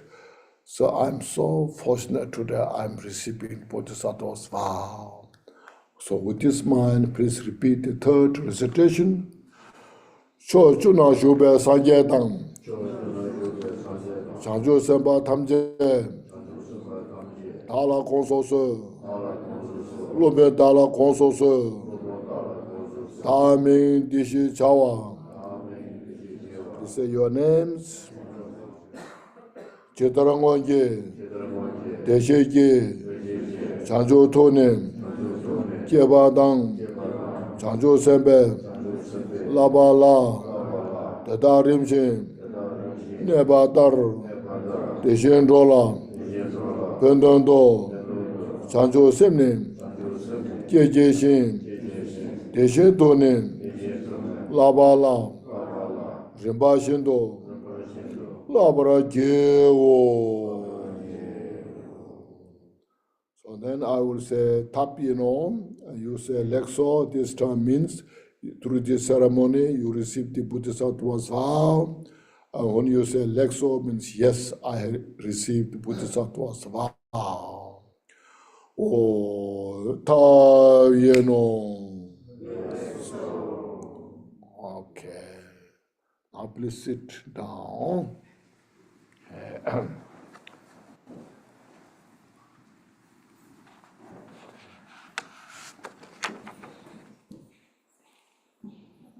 Now we'll repeat this in English once or together, okay, from the until I attain Buddhahood, including refuge and Buddhist aspiration Bodhicitta and action Bodhicitta, okay? Together we'll repeat this 3 times. That then you know when you practice this Bodhisattva's practice. Okay. We say together in English, okay? Yeah, this, yes. Yes, 3 times together. Yeah, page 60, what? 63? Isn't it? 63. Okay. Until I attain the heart of enlightenment, I take refuge in all the Buddhas, I take refuge in the Dharma, and likewise in the assemblies of Bodhisattvas. As the previous Buddhas embraced the enlightened mind and progress on the Bodhisattva's path, I too, for the benefit of all sentient beings, give birth to Bodhicitta and apply myself to accomplish the stage of the path. Until I attain the heart of enlightenment, I take refuge in all the Buddhas, I take refuge in the Dharma, likewise in the assemblies of Bodhisattvas. as the previous Buddhas embraced the enlightened mind and progress on Bodhisattva's path, I too, for the benefit of all sentient beings, give birth to Bodhicitta and apply myself to accomplish the stage, the path. Until I attain the heart of enlightenment, I take refuge in all the Buddhas. I take refuge in the Dharma and in the assemblies of Bodhisattvas. As the previous Buddhas embrace the enlightened mind and progress on Bodhisattva's path, I too, for the benefit of all sentient beings, give birth to Bodhicitta and apply myself to accomplish the stage of the path. Okay. Now, relax your body and mind. What you have visualized in front of you, please meditate all the Bodhisattvas dissolve into all the Buddhas of the three times. Then all the Buddhas of the three times and all our great masters, they dissolved in the Buddha Shakyamuni in the center.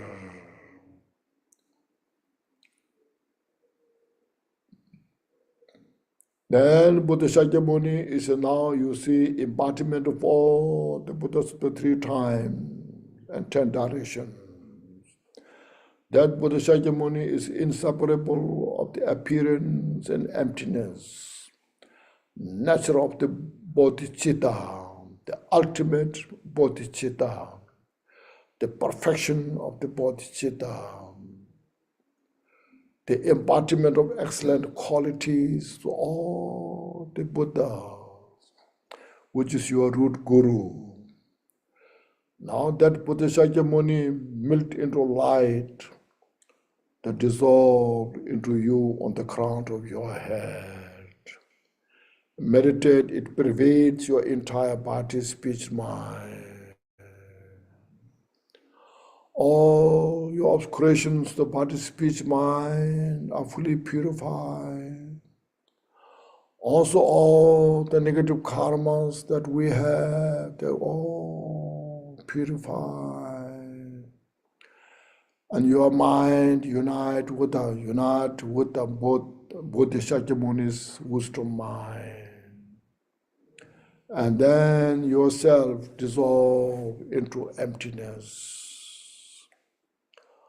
And the unconfined vastness, nature, total freedom.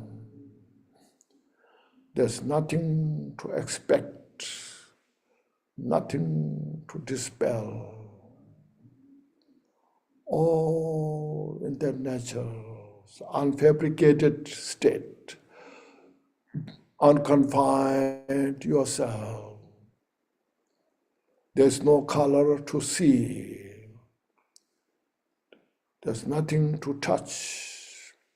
You just relax your mind in that.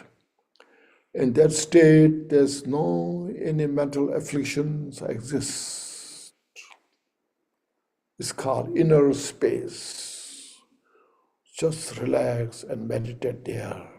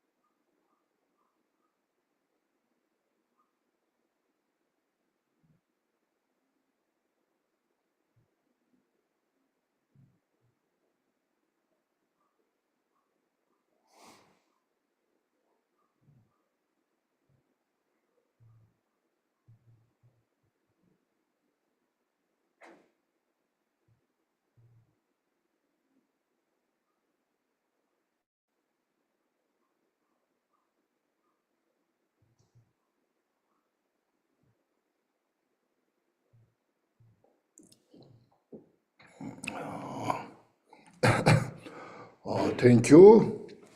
So this is called ultimate bodhicitta, okay?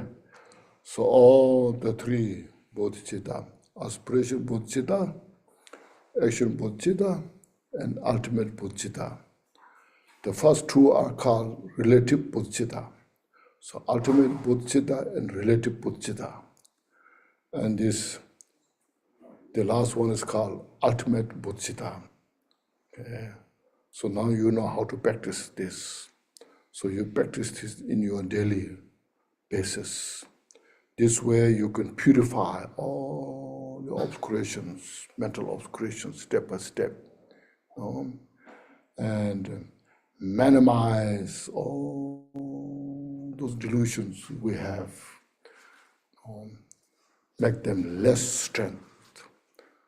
And then you can, as mentioned, you can experience real peace in your mind, you see. So Bodhicitta is the absolute solution for the enlightenment. And this is the total essence of all the sutra system of the Buddha's teaching. Okay. Loving kindness, compassion, Bodhicitta, the complete, total essence of the sutra system.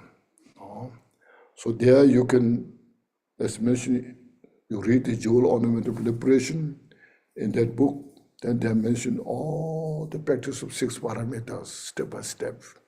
Very beautifully designed, Yeah. And now next we have, what we have here is the three things. First, you rejoice ourselves.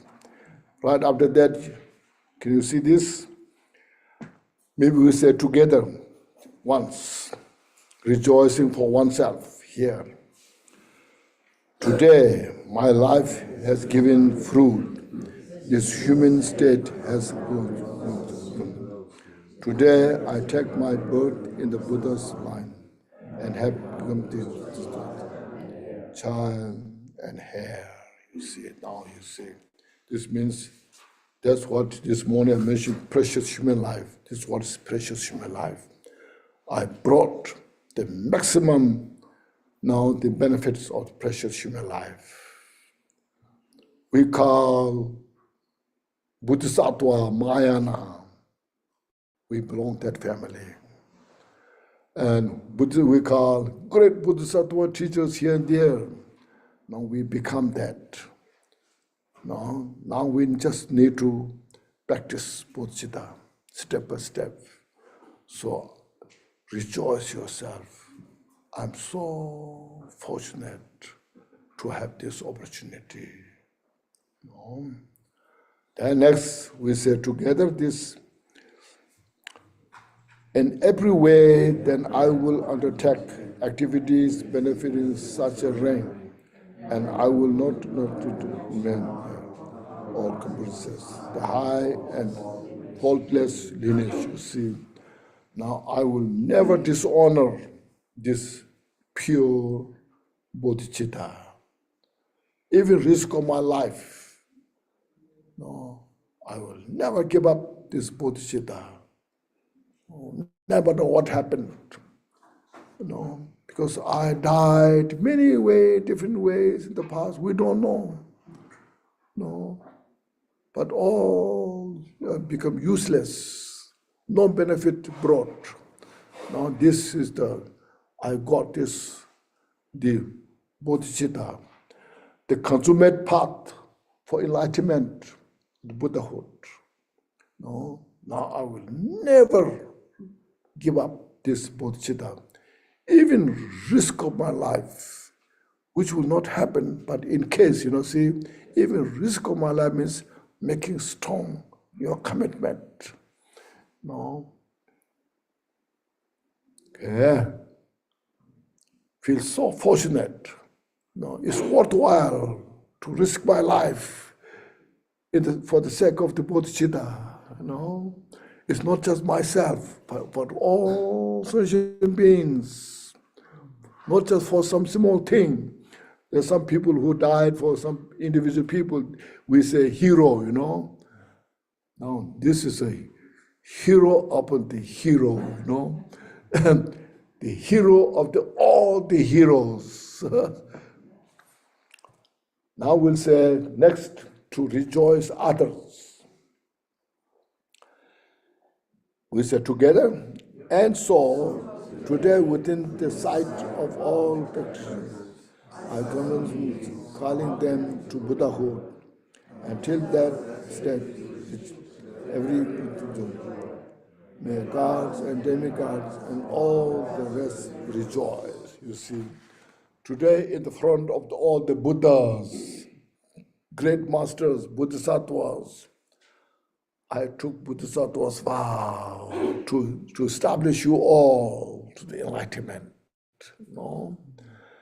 Meanwhile, I invite you all as my guest, means chief guest. See, all sentient beings. Sometimes people torture you. You practice the patience, you know.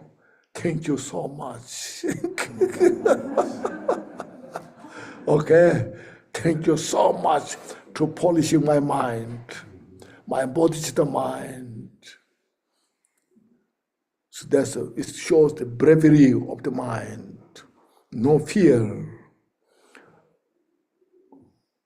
So this, you just practice the step by step like this way, you know. If any difficulty comes, I will go forward. I will do nothing but to cultivate Bodhicitta, to build the strength of my mind for the enlightenment. No, I'm so fortunate to have this precious human life that I can do. So say, be happy, everybody. No, see, if you can make happy your friend, if the friend says thank you, you are so kind, how much you feel joy, you know, happy. I could do something, you know, but now today for all the sentient beings, you know, and especially all the Buddhas are so happy, you know, really, you know, really, the Buddhas are so happy. This is the best offering you can make. See, Milarepa said, you know, he said, when he was in the mountain, he had no food to eat. He lived in the cave, you know, and his sister was so disappointed. There's nothing he can give to her, and he has nothing to offer to him, you know. And she complained all about this.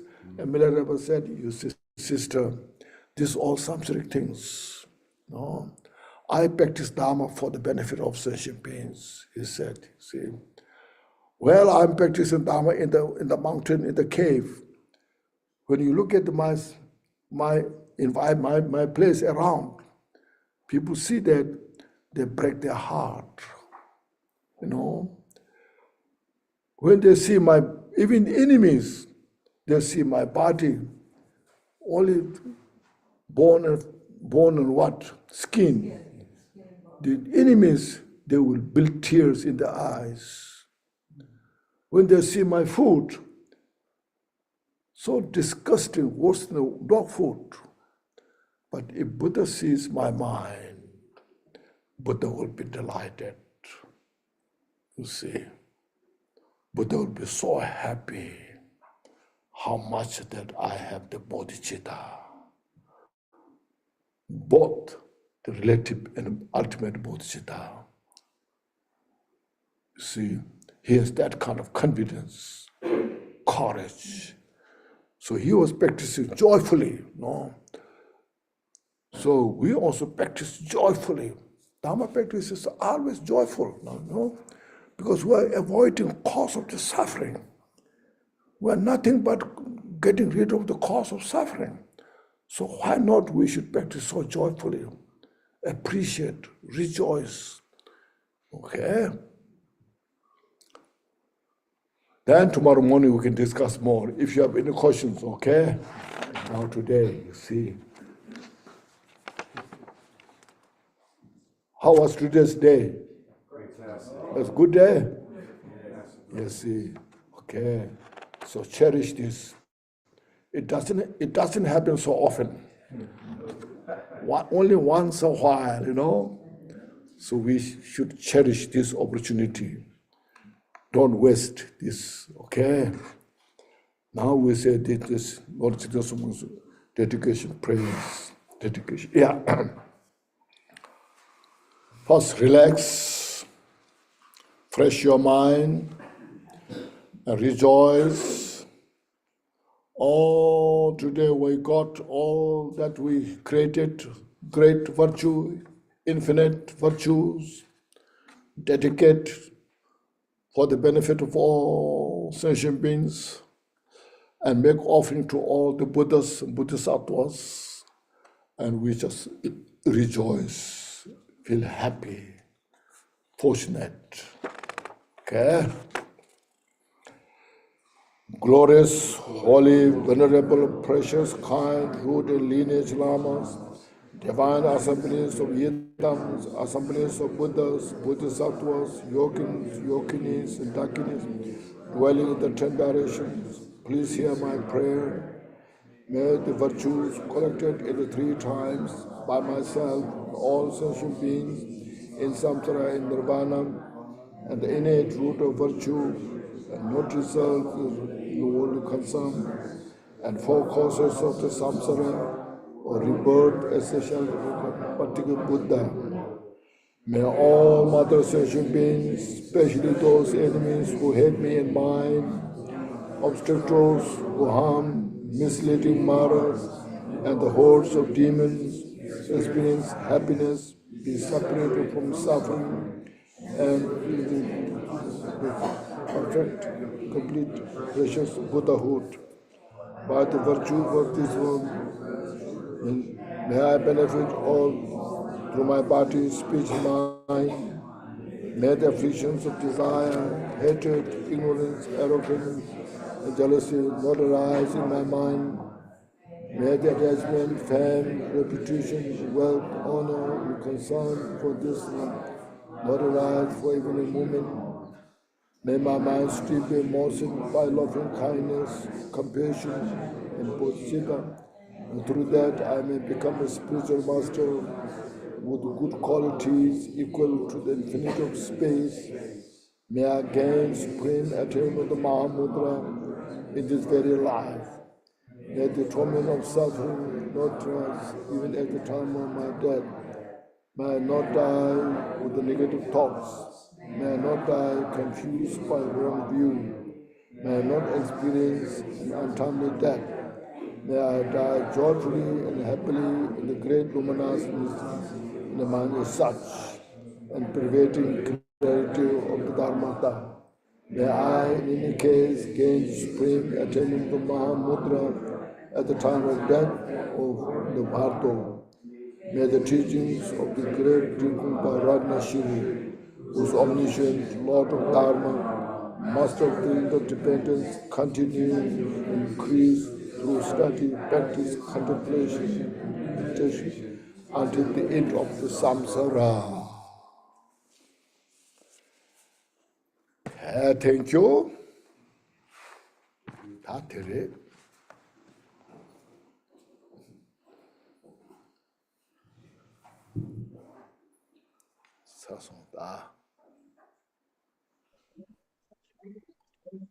Good night, everybody.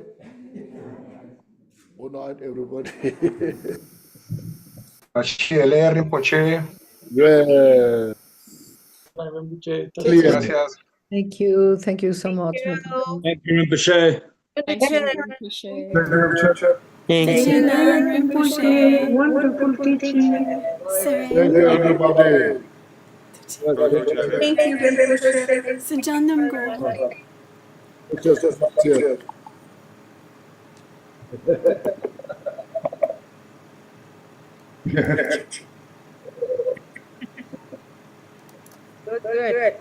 Thank you. Thank you. Thank you.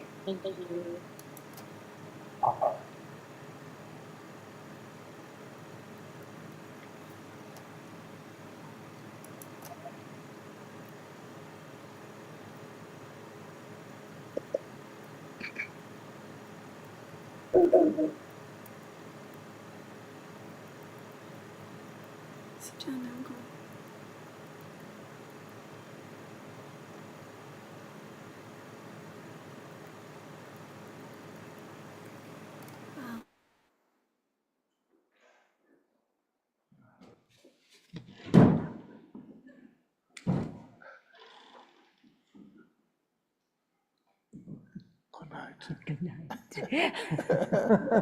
Good night.